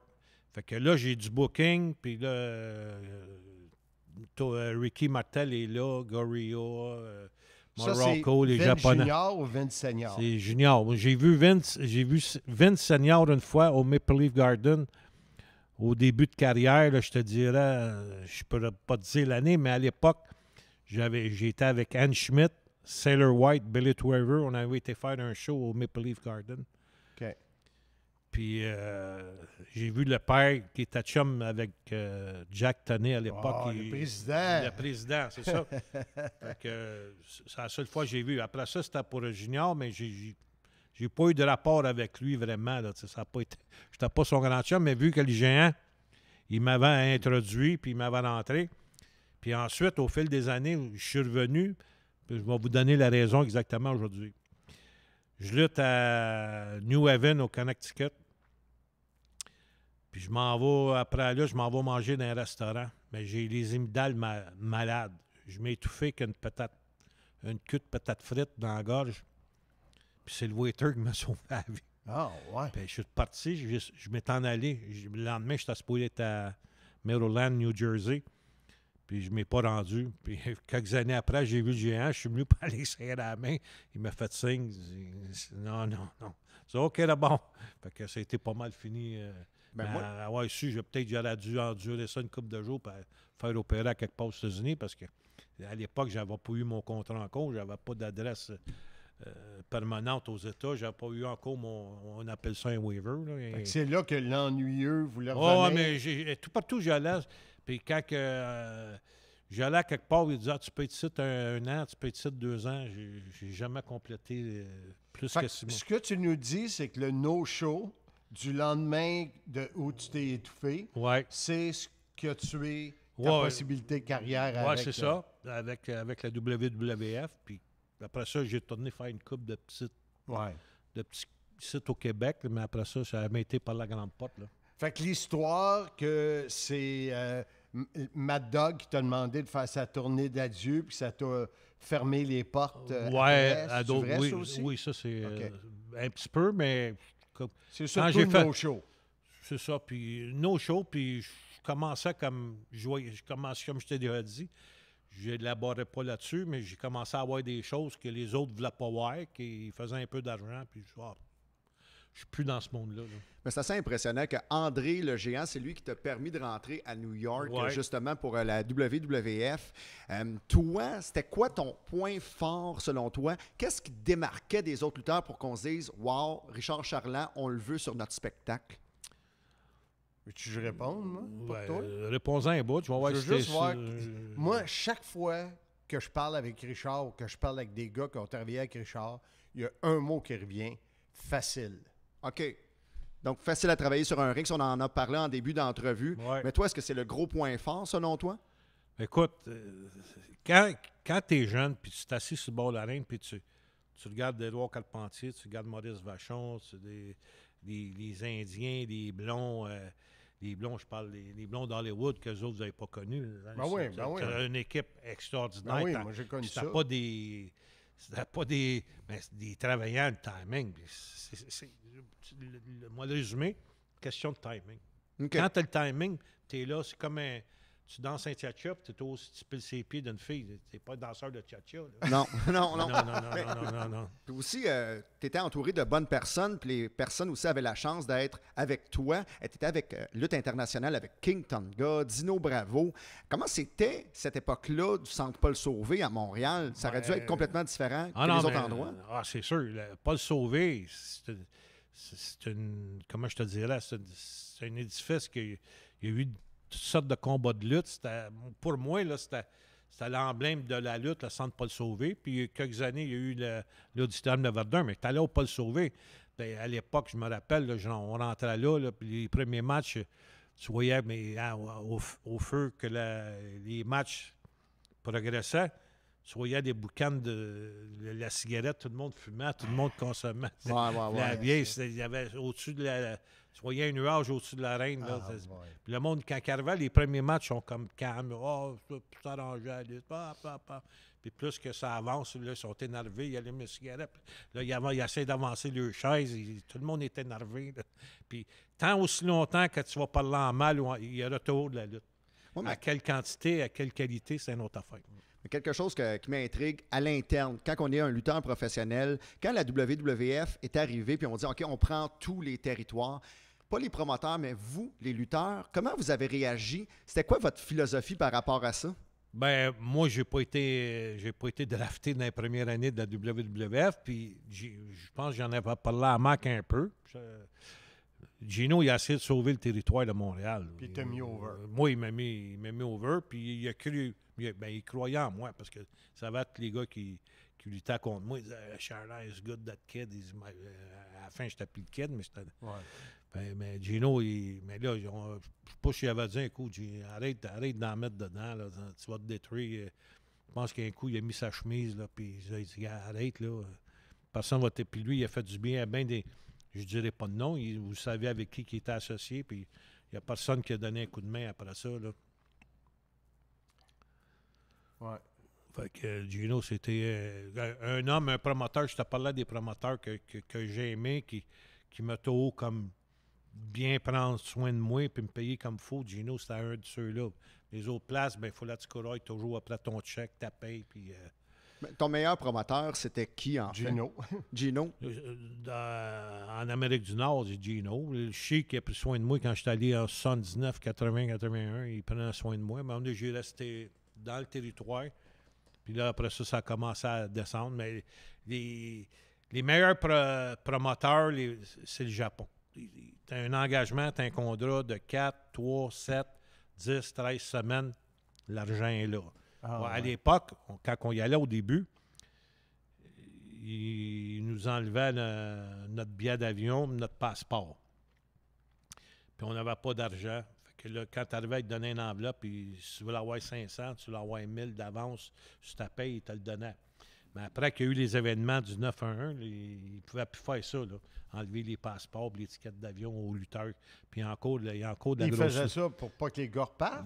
Pas que les gars repartent, mais là, tu sais, c'est sûr qu'il y a des gens qui sont débrouillards, là, mais à partir du Japon, quand il y a du trafic, puis tu peux pas t'en aller comme ça, là, mais ils faisaient ça pour que les gars partent. Okay. Mais... Le Japon, c'était un autre travail qu'en Amérique. Quand tu arrives, les premiers soirs, tu potes des maths. Là. Ah ouais? Ah ouais, les gars travaillent un petit peu plus solide, plus serré. Mais nous autres, quand on y allait avec Frenchie, Pierre Lefebvre, Bob de la Serra, Carl Gotch, ils voulaient ramener ça au solide, la lutte. Les gars, il y a Mark Lowen, puis Coco Snuka, puis les gars disaient hey, on travaille de même en Amérique, on ne viendra pas changer ça ici.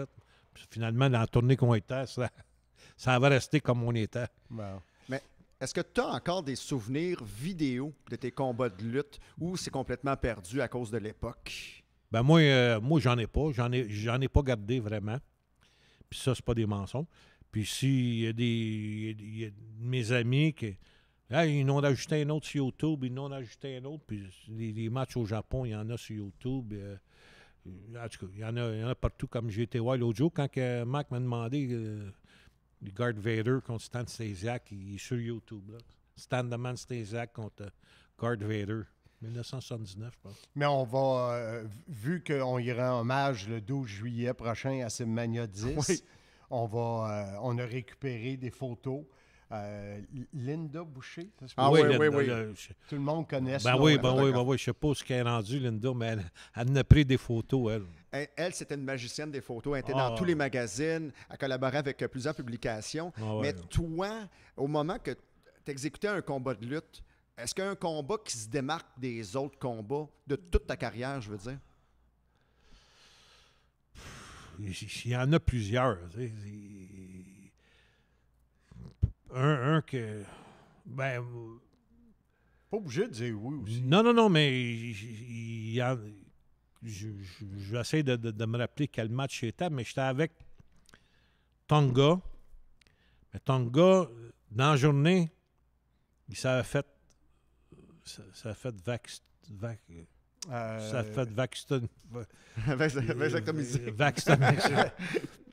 mais là, il est embarqué dans la ring pareil, mais je ne sais pas à quelle heure, 10, 11 heures le matin, mais il est embarqué dans le ring à 9 heures le soir. Fait que j'ai dit non, je prends saisie. Je pense que c'est les frères Rougeau. Mais en tout cas, c'est moi qui ai fait le match. Tu étais en équipe avec lui oui, contre les Rougeau. Puis lui, il avait le magasin gelé. Fait que, ça, c'était un match. Puis c'est sûr que les combats de championnat, quand tu gagnes une ceinture pour la première fois, c'est comme en 1981, je pense, à Montréal, avec Len Kojak Shelley contre de Hangman. Puis je sais pas si c'était... En tout cas, il y en a plusieurs. Puis depuis ce temps-là, il y a eu au minimum 3000 combats et plus entre ça. Là. Fait que je peux pas dire combien 3000? Ah, plus que ça, je dirais, mais c'était tout à l'année 360, 350, 340 jours par année qu'on luttait. Là. On se déplaçait de ville en ville, puis de territoire à territoire. Puis... Mais c'était l'époque aussi qu'on ne pouvait pas oser dire « OK, j'ai mal au dos, j'ai mal au bras, il faut continuer. » non. Les 222, t'es à mode. Ah oui, avec la codéine, puis le petit six-pack de la batte bleue. Ça rentrait au poste, mais c'est exactement ce que je te dis. Quand pas de lutte, pas d'argent, t'as rien à t'accoter dessus. Là. C'est bien beau que tu fasses de l'argent, mais si tu ne plus pendant 2-3 mois, ça arrête de rentrer. Là. Puis tu sais, comme mon père me disait, Toho, épargne la moitié de ce que tu fais. Puis nous autres, après le forum, on allait au Barbie Barn. Il y avait 6-7 personnes dans la barre. Mon frère, ma soeur, 3-4 amis. Je prenais la facture, ma mère, ma tante. Mon père disait, fais pas ça. S'il n'y avait pas eu de lutte, tu ne les aurais pas vus. Puis, en tout cas, ainsi de suite. Mais c'est passé. Puis c'est comme ça que ça arrive. Moi, j'ai une question, tu n'es pas obligé de répondre, OK? Je l'ai écrit, puis je te pose. Plusieurs personnes disent que tu étais ou tu es encore amer face à la lutte professionnelle. C'est vrai, ça? Ça dépend. On va dire comme je t'ai dit plutôt. J'étais un petit peu amer encore parce que... Puis, tu sais, emmener les autres dans cet terrain glissant, ça ne m'intéresse pas, mais j'étais un petit peu amer. J'étais un petit peu choqué du virement des événements, mais c'est un petit peu moi qui s'est mis dans cette situation-là. Tu sais. Mais je le suis quand même amer parce que, comme tu m'as demandé si j'avais encore des amis. Des relations, des amis lutteurs. Il y a vraiment personne dans tous les lutteurs là, que j'ai été invité à aller souper chez eux. À part Frenchie Martin. Frenchie, il venait de Québec, mais il est venu demeurer à Montréal là, à la fin de sa carrière. Puis là, viens donc, Rick, on va se faire un bon lunch. Puis, je suis allé chez lui, il est venu chez moi, mais les autres, il n'y a pas personne d'autre. Puis un gars que je t'ai dit, plus de bonheur encore aujourd'hui, Un que je m'ennuyais un peu, que j'ai jamais revu, c'est Bob de la Serra. Comme c'était, on a débuté, on a fait, je pense, notre premier match devant un gros public, je pense que c'était à Val-d'Or. On avait fait 20 heures d'autobus voyageurs parce que la tournée était déjà commencée, puis il manquait un gars, quelque chose. Fait que on a fait un 20 minutes. Les gars disaient, on n'a jamais vu tant de prises de lutte d'un combat de ça. T'étais avant-gardiste, c'était un spot comme aujourd'hui. Ah, ben ouais, c'est sûr. Mais pour ça, j'ai pas gardé vraiment de relation. Mais j'ai eu bien du plaisir avec King Tonga. C'était tout un monsieur, puis c'était toute une machine. Bien, c'est sûr. Mais est-ce que tu es amer tout simplement parce que tu n'as pas gardé de relation après la lutte ou il y a d'autres choses, un élément déclencheur? Il y a un élément déclencheur, puis ça me tente. Ça me tente pas d'en parler. Non, mais j'ai... hors microphone, je l'ai dit, là, mais j'ai tout vu ça, puis on loué à Star un petit peu sur YouTube là, de quoi je parle. Là, fait que... Mais quoi qu'en soit, tu étais magnifique sur un ring de lutte. Toi, je t'ai vu jusqu'à la toute fin, j'imagine, au Québec avec Lutte internationale 2000. Tu luttais pour Jean Rougeau. C'est un retour pour toi également à l'Auditorium de Verdun. Comment qu'on se sentait à ce moment-là revenir aux sources à Verdun? C'est parce que revenir aux sources, il y a tant d'années qu'il a passé. Puis là, tu revois le monde, puis je pense qu'il y a eu des bonnes assistances, tout, mais ça te fait du bien, ça te donne un petit regain de vie, mais ça dure juste quelques minutes. Puis quand, comme les gens disent, les lutteurs, oui, les lutteurs. Si tu as lutté, tu luttes une fois, tu travailles la semaine, puis tu luttes samedi, puis dimanche après-midi dans le soubassement de l'église. Tu es un lutteur, c'est correct. Mais les lutteurs, les vrais pros, qui voyagent dans le monde entier, qui luttent 5, 6, 7 jours par semaine, c'est un autre game, c'est un autre rapport. Mais là, quand tu es rendu, tu fais juste on revient faire la tournée de monsieur. Il y a tant de mois, il y a tant d'années que tu n'as pas rembarqué dans le ring, puis tu es obligé de t'avoir moi, j'ai travaillé dans la construction. Tu t'en vas travailler, puis tu t'en vas lutter le mardi ou le mercredi soir, mais il faut que tu retournes travailler le lendemain. Tu perds un peu de la... mais c'est sûr que, tu sais, les athlètes qui font des comebacks au hockey, à la balle, à la boxe, à la lutte, c'est sûr qu'ils vont être le cachet peut-être, mais c'est d'entendre les gens scanner ton nom, tu sais, ou crier pour toi ou contre toi, tu sais. Puis à la fin, mais quand j'étais pour la tournée de monsieur, je ne me rappelle pas de son nom, là, mais les gens, j'étais le bon gars, fait que le monde m'applaudissait, là, tu sais, fait que... Hey, parlant de ça, avant de terminer, avant de prendre une dernière pause, aimais-tu mieux être méchant ou gentil? Moi, honnêtement, quand je dis taux au classement, là, comme quand tu es à Montréal, tu as Gino Brito, Dino Bravo, Ricky Martel, Jacques Rougeau, Raymond Rougeau, Léo Burke. Là, tu tombes 7e, 8e babyface. Fait que c'est comme, avec le talent que tu as, puis tu n'auras pas d'espace parce qu'ils vont pousser des amis des amis avant de passer toi. Fait que on fait une petite monture avec le trophée de Léo Burke. Puis dans le tournoi, c'était Léo Burke, c'est lui qui était Booker. Puis il avait amené avec l'idée. Lui, comme dans le tournoi, il se déroule, mais lui, il a eu un bypass. Fait que c'est lui qui se remonte en finale contre moi. Là, j'ai pas aimé ça. Fait que j'ai démoli pas le téléphone, mais le trophée sur la tête.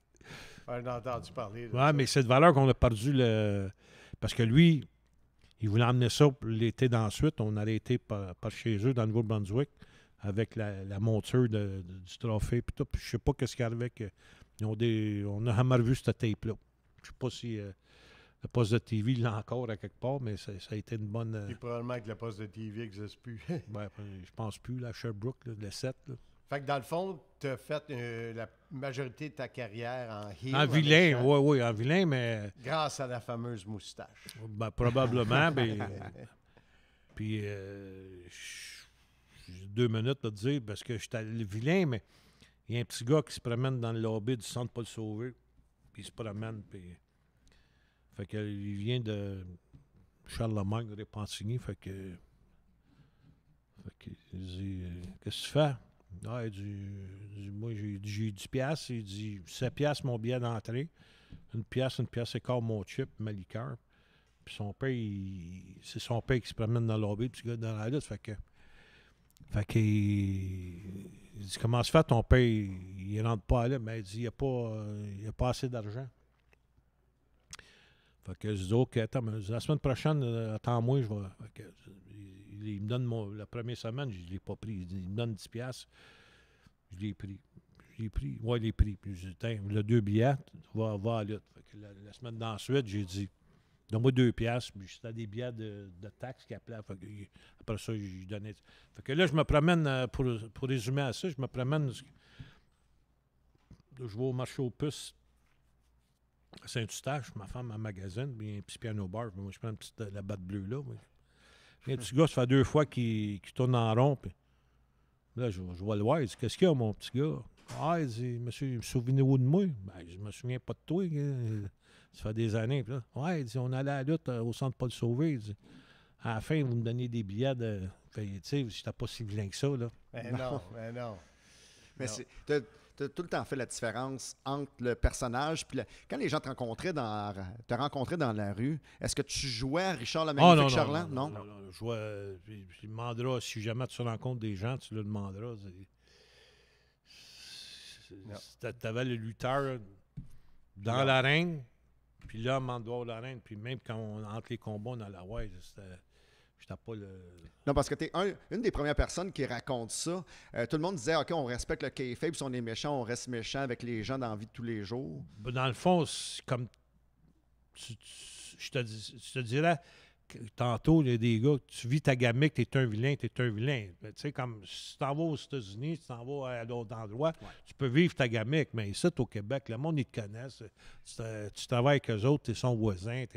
Tu peux pas jouer la game du vilain, puis le mode, puis le donner avec plein de cul. Quand tu donnes avec plein de cul, ça vient que ça coûte cher d'avocat aussi. On fait une pause, on revient. Dernier segment, on va parler de RDS. OK.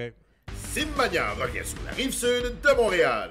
Simmania 10 sera présenté samedi, le 12 juillet, 19h, au parc municipal de Sainte-Madeleine.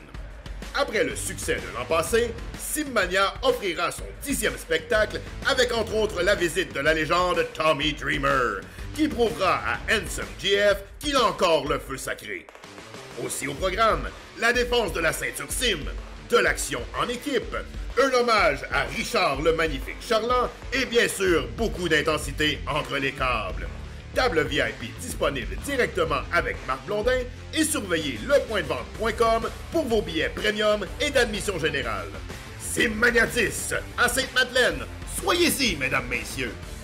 Soyez-y, mesdames, messieurs. Et les rois de l'arène s'unissent pour parler avec Richard le Magnifique Charland, la légende vivante de la lutte professionnelle au Québec. Une des légendes vivantes, justement. Toi, t'es l'autre, j'imagine? Oui, moi, je suis l'autre, justement.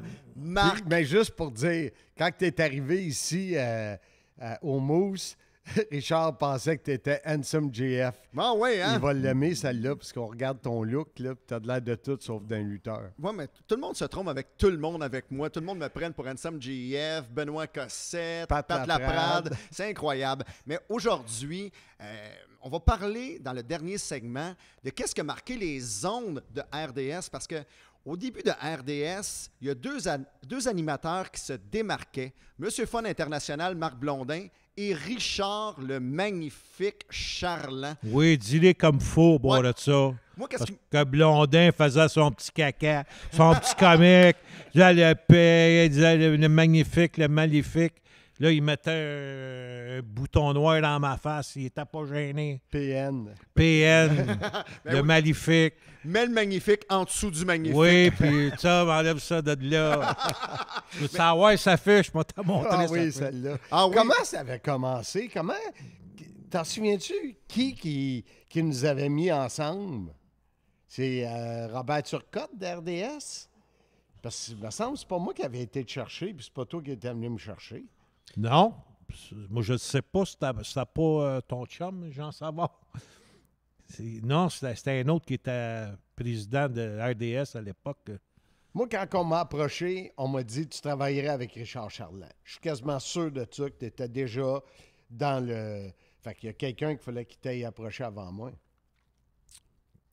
Mais ce qu'on a fait avec la WCW bas de gamme, il faut se le dire, c'était Ouais, pas très puis- hot le produit. là. Non, le produit n'était pas très hot. Puis qu'est-ce qu'on avait de la misère, je ne sais pas si tu te rappelles à l'époque, les matchs de hockey étaient à 8 h le soir. Puis nous autres, on embarquait à 10h30 saison le samedi soir à RDS. Fait qu'avant que le monde, la game finisse, puis qu'ils viennent à nous autres, mais on n'avait pas de rien dans le plat pour piger, pour construire. Puis ça, on allait toujours avec l'histoire de la cravate une semaine, que c'est Michel Bergeron, Pat Byrne qui m'avait donné ça. Et on créait une histoire dans chaque ville. Mais on va en parler de l'histoire parce que les gens se souviennent de nos segments. C'est sûr que c'est encore très regardé sur YouTube, entre autres. Notre premier anniversaire, je disais à Jas, mon épouse, on la salue, elle est sûrement à l'écoute. Salut! J'écoutais hier Saturday Night's All Right for Fighting de Ça, Elton John. c'était bon. Comment il s'appelait Stéphane quoi, le réalisateur qui a réalisé ça? Là? Puis après ça, on a eu le fils de... À la fin, c'était le fils de Penneau là, qui était notre réalisateur, mais lui, il n'a pas fait comme l'autre. L'autre, il aimait ça, la lutte. Là. Stéphane, après, il est parti pour le hockey. Ouais, mais on avait fait un lip-sync sur... Saturday Night. moi, j'avais mon imperméable de jaune. Dick Tracy jaune. Puis moi, j'avais mon jacket avec... Oui, puis là, tu passes en arrière de moi avec la poubelle. Allez, ouais, ça vaut... Puis là, tu me l'as mis sur la tête à la fin. Là, ouais. Puis les paroles, on les sait pas, mais pas une miette. Toi, tu le sais un peu. Moi, je pense que c'est la première fois que j'attendais cette chanson-là d'Elton John, ça, je pense. Ouais. Saturday Night, Good Night for Fighting. Fait que, Parce qu'on était diffusé samedi soir, pour ça. Oui, mais tu es tellement allumé, Richard, depuis le début de la portion de cette entrevue-là. On dirait que ça t'a marqué d'être commentateur, mais quand on t'a proposé d'être commentateur, est-ce que tu as aimé ça ou tu t'es dit « Ah non, je suis encore lutteur, moi? » Non, je ne sais pas si je luttais encore. Ouais, je faisais une coupe de combat à l'époque, comme une fois par semaine. Un petit spot show, c'était pas des affaires bouquées d'avance tellement, là, mais c'est sûr qu'au début, c'était pas... Les premières semaines, c'était pas facile. Mais on a créé quelque chose, comme je te dis, on n'avait pas rien pour piger. Si mettons, que la promotion WCW a venu faire des shows au Québec, je pense qu'on allait... Parce qu'on a eu nos codes d'écoute. Nos codes d'écoute, ils ont monté graduellement parce qu'on avait une histoire créée quand je le brossais à lui, Mac, où c'était toi une histoire de cravate, ou mon petit caca, mon petit visage inquiétant. Visage inquiétant, face de poupette, puis en tout cas, tout ça, ça a sorti, puis tout le monde nous écoutait dans le studio, puis peut-être aussi que je m'ai sorti moi-même d'RDS, parce que des fois, les micros restaient allumés, puis là, j'avais dit une animatrice qui était là, qui n'était pas jolie. Fait que je sais pas, en tout cas, je sais pas si lui n'avait entendu parler. Non. Mais l'affaire de la cravate, là, c'est qu'à un moment donné, on cherchait des affaires pour attirer l'attention. Puis moi, j'avais choisi dans mes cravates une des plus laides. Puis je portais tout le temps la même. Puis j'en amenais à Richard, puis il y a du monde qui en donnait à Richard. Puis lui, chaque émission, il y avait une nouvelle cravate. Même que le propriétaire du Bogart, qui était le club numéro 1 à Québec, je ne sais pas si Linda a travaillé là, notre spectatrice ici, mais lui nous avait envoyé, Richard, tu te souviens, une boîte remplie de cravates. Oui. Il y avait un magasin sur Boulevard Mont qui avait mort, mais je pense que c'est M. Livan. Il dit, si tu as besoin de cravates, là, juste pour... Puis il me prêtait des cravates. Mais moi, en tant qu'auditeur à ce moment-là, en tant que téléspectateur, j'ai été marqué par une cravate en particulier. Tu avais une cravate remplie de cochons. Puis moi, je me rappelle de ça quand j'étais tout petit, puis je vous écoutais. Hey, quand j'ai passé devant le magasin, j'ai vu ta face de cochon, mon blondin. Fait que je l'ai acheté. Puis passe-moi donc le bacon, gros porc. Ça m'avait marqué pas à peu près. Moi, en tout cas, ça me dépasse parce que je ne me rappelle pas de celle-là. Là. Moi, c'était ma meilleure. Je pense que je l'ai répété à peu près 100, 200 fois quand j'étais adolescent à ce moment-là. Toi, tu te souviens-tu de ça? Ben oui. on ne s'est pas parlé pendant 30 ans? C'est parce que tu m'avais traité de gros porc. Ah, mais ça, là, aussi. Mais ça a duré combien de temps, en fait, la WCW avec Richard et Marc? Bon, la vidéo qu'on te parle, c'était pour souligner notre premier anniversaire. Fait que je suis pas sûr qu'on a fait 2 ans. On a fait 1 an, puis une session. Parce que les sessions, c'est des 13 semaines. Ouais. Puis là, mais là, on a fait la première. Puis je me rappelle, c'est bien ça. Puis là, après ça, toi, t'étais dans le bureau avec Savard. Puis là, tu pognais les... Là, moi, je voulais avoir l'augmentation. Tu m'as dit, non, force pas dessus. Puis Gisèle Marotte, avant m'a parlé, elle dit, Richard, c'est fait. Elle dit, t'as rien. Puis il n'y a plus de lutte. Il s'en va pour les conditions de ski. Là. Je sais pas si c'est ça vraiment. Mais non, mais je faisais les conditions de ski à part. Oui, mais... Mais eux autres, le contrat avec la WCW... Parce que vous étiez passé d'une demi-heure à 1 heure d'émission, je pense. Pas moins. Puis il n'y avait pas eu d'augmentation de salaire. Pas moins, non. Pas moins. On a resté une demi-heure. Ah, toujours moi, Château était une demi-heure. Puis, comme il disait, il y avait l'excuse qu'ils nous ont donnée pour nous sortir.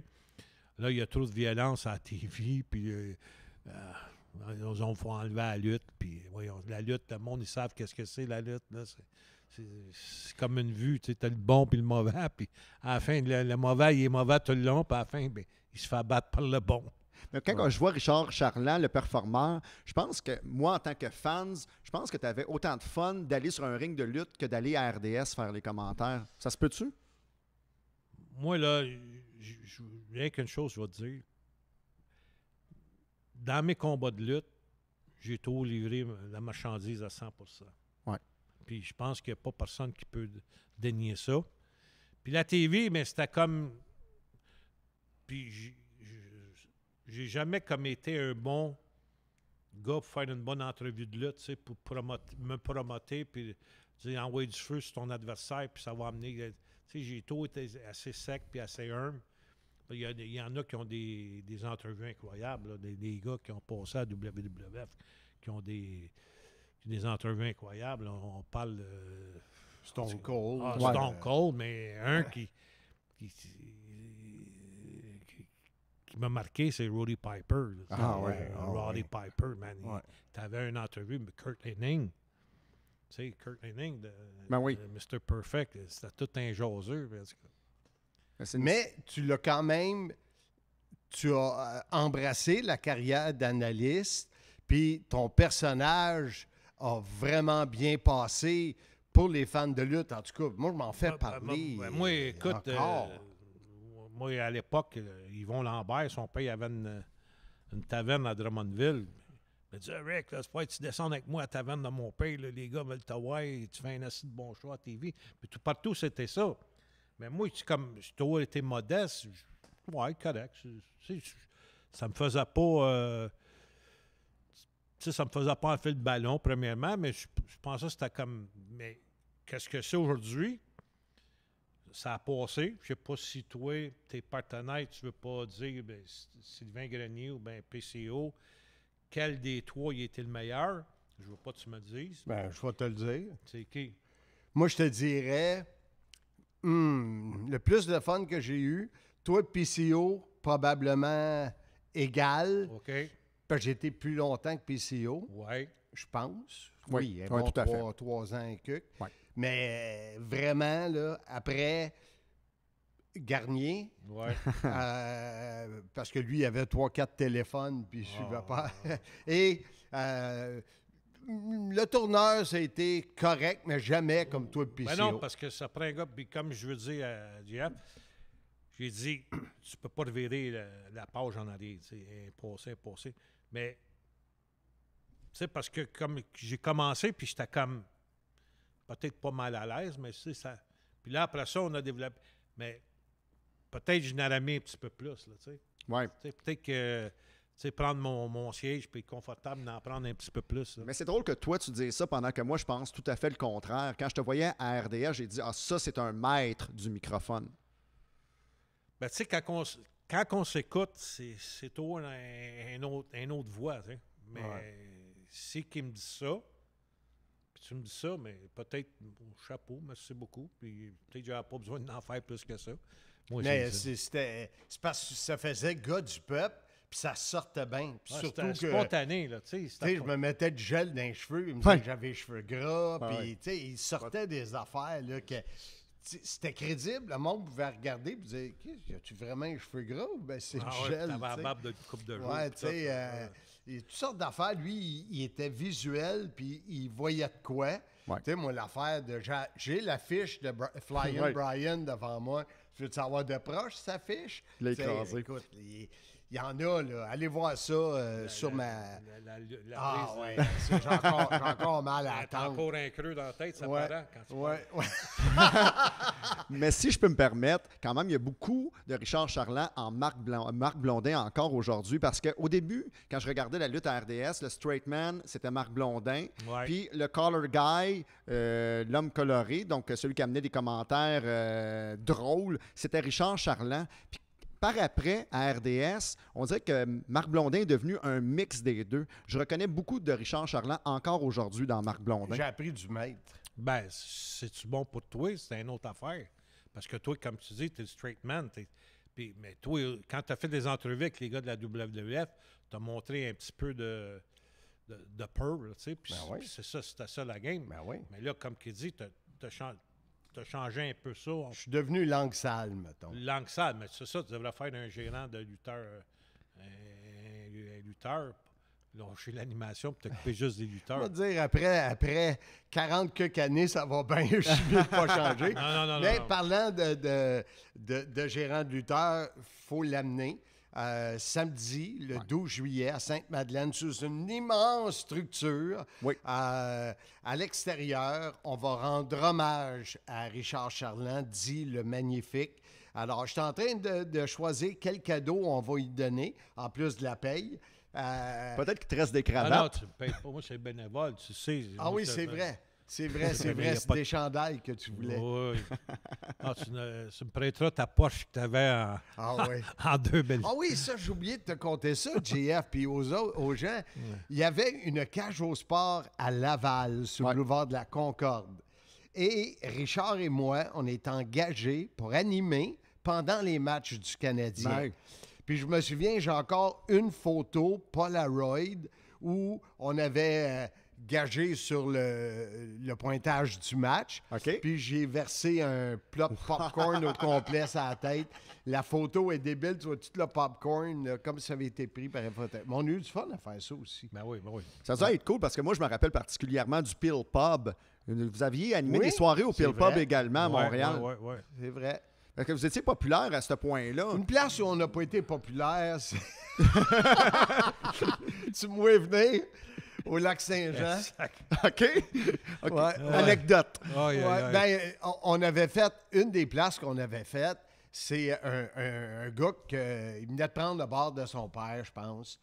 Puis il nous avait engagés pour aller animer. Bon, on était allé animer, mais il y avait 3 personnes dans le bar, Richard, moi et la barmaid.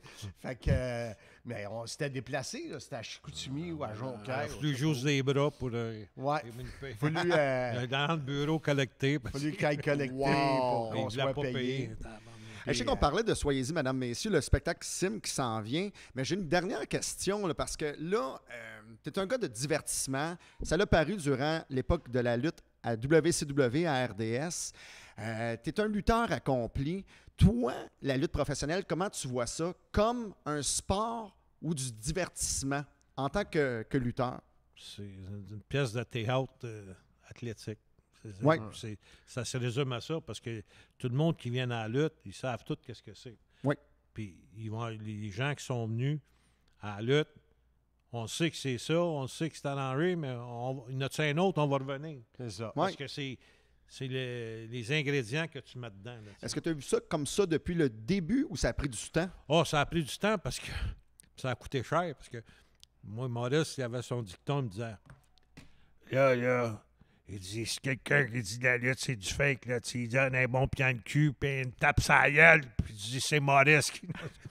Fait que ça a passé 3-4 fois, puis à un moment donné, je me fais arrêter, ça me prend un avocat, puis ça a fini que ça m'a coûté 45 000 d'avocat. J'ai commencé à dire que la lutte, c'est un peu arrangé. Oh! Aïe, aïe. Donc, je termine en disant samedi, le 12 juillet, Semmania 10, Sainte-Madeleine, 100 rue Bernard. Ça va être une superbe soirée. Une carte extraordinaire. Tommy Dreamer contre Handsome JF. Max Lemire, mon champion, contre Frankie the Mobster. Et bien sûr, l'hommage à Richard Charland. Puis pour le rendre encore plus ami avec Handsome JF, de Coors Molson, mais Richard, c'est de la batte bleue qui tripe. C'est ça. Merci. Quel beau mot de la fin! Merci, Richard, d'avoir pris le temps de nous avoir amenés dans ton... Merci, Linda, pour ton écoute. Dans mon environnement, c'est ça que c'est. Ouais. Puis, Bien content. écoute, il y a des choses qu'on a manquées. Peut-être qu'on aura le temps pour un autre... je prendrai des notes. On fera peut-être un autre segment après le Semmania numéro 10.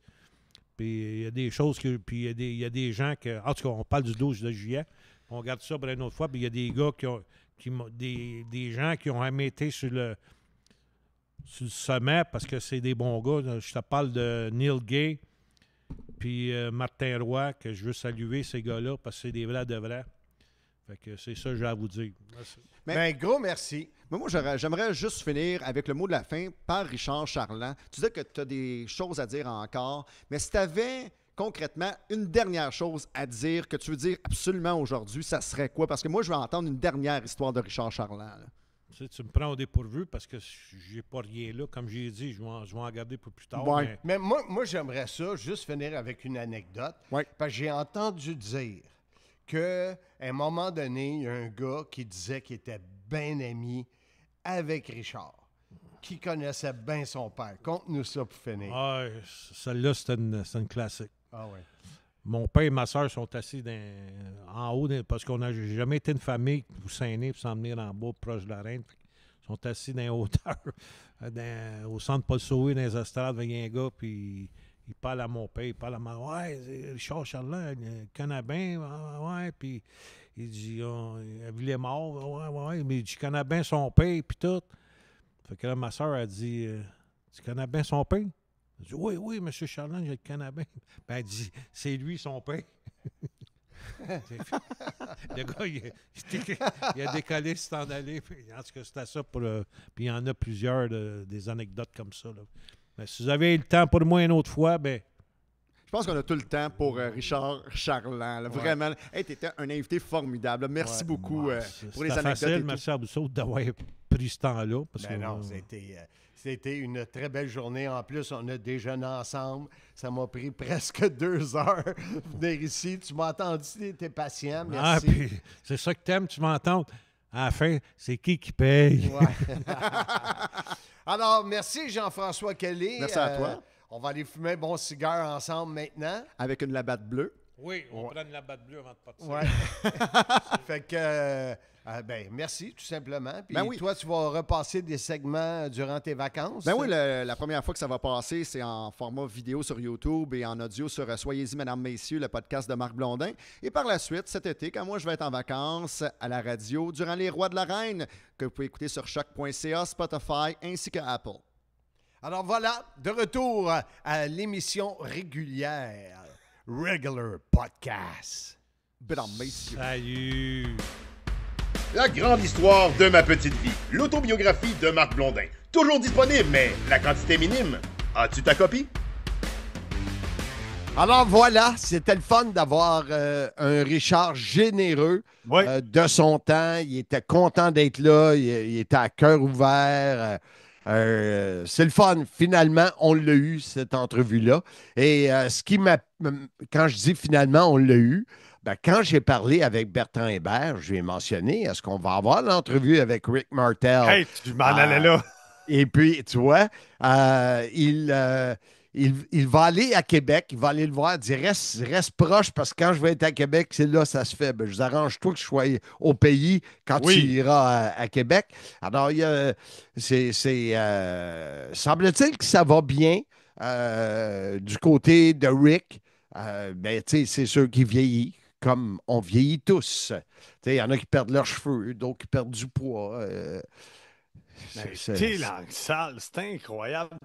Je suis l'initiateur de la réconciliation C'est vrai. Blondin-Charland. On n'a même pas parlé dans l'entrevue. Incroyable. Si je l'appelle pas, là, il se passe rien. Ah, mais la meilleure, faut que je te compte. Vas-y. Moi, je suis en dedans dans le bar, la taverne, appelle ça Le comme tu bar, veux, le des bar, mousses, comme tu dis d'habitude, le bar.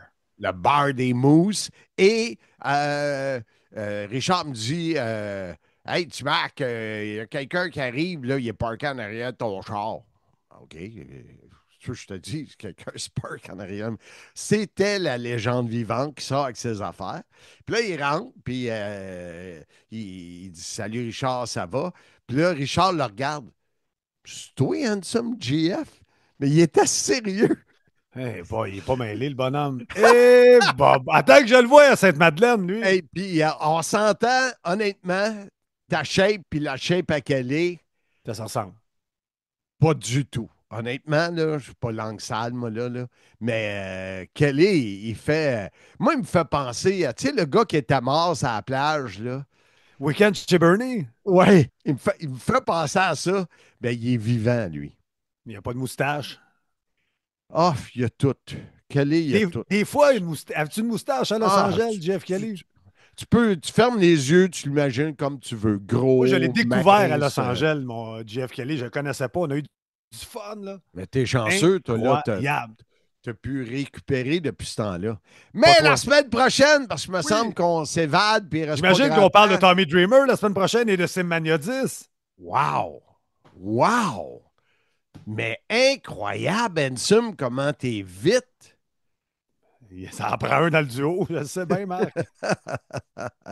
La semaine prochaine, l'entrevue. Bertrand Hébert est allé vraiment là, dans la vaste carrière, un peu tous les détails. Il m'a nommé des choses qui est arrivées. Alors, sur Tommy Dreamer, qui sera. Parce que Bertrand Hébert, c'est un calé de la ECW. Donc, il il y a le tripe sur cette tatou. fédération-là. Mais Il y a le tatou Ben sur une oui, fesse. Ben, je sais pas où, là, mais il y a un tatou de la ECW. Ah, mais ça, il tripe sur cette fédération-là. Donc, c'est la personne tout adéquate pour nous parler de Tommy Dreamer puis sa carrière. Ça va être. J'ai hâte d'entendre ça. Je pensais que c'était cette semaine, mais ça va être la semaine prochaine. Qu'est-ce que tu veux Et faire? comme le dit Tommy Dreamer, il sera à Sainte-Madeleine. Oui. C'est Il cute, ça. il veut me rendre laid. Hey, ça va être dur à faire, ça, Tommy. Ça fait des années que les gens veulent me rendre laid, puis je suis toujours beau. T'es toujours beau. Toujours beau. Hey, Marc! Épisode très, toujours très, très, beau. très, très, très, très, très chargé du podcast cette semaine et le temps file. Et de quelle façon? Leclerc. Pardon? Le temps file Leclerc. Phil Leclerc, avec son excellente citation du décolle ici de Laval, on va s'en rappeler.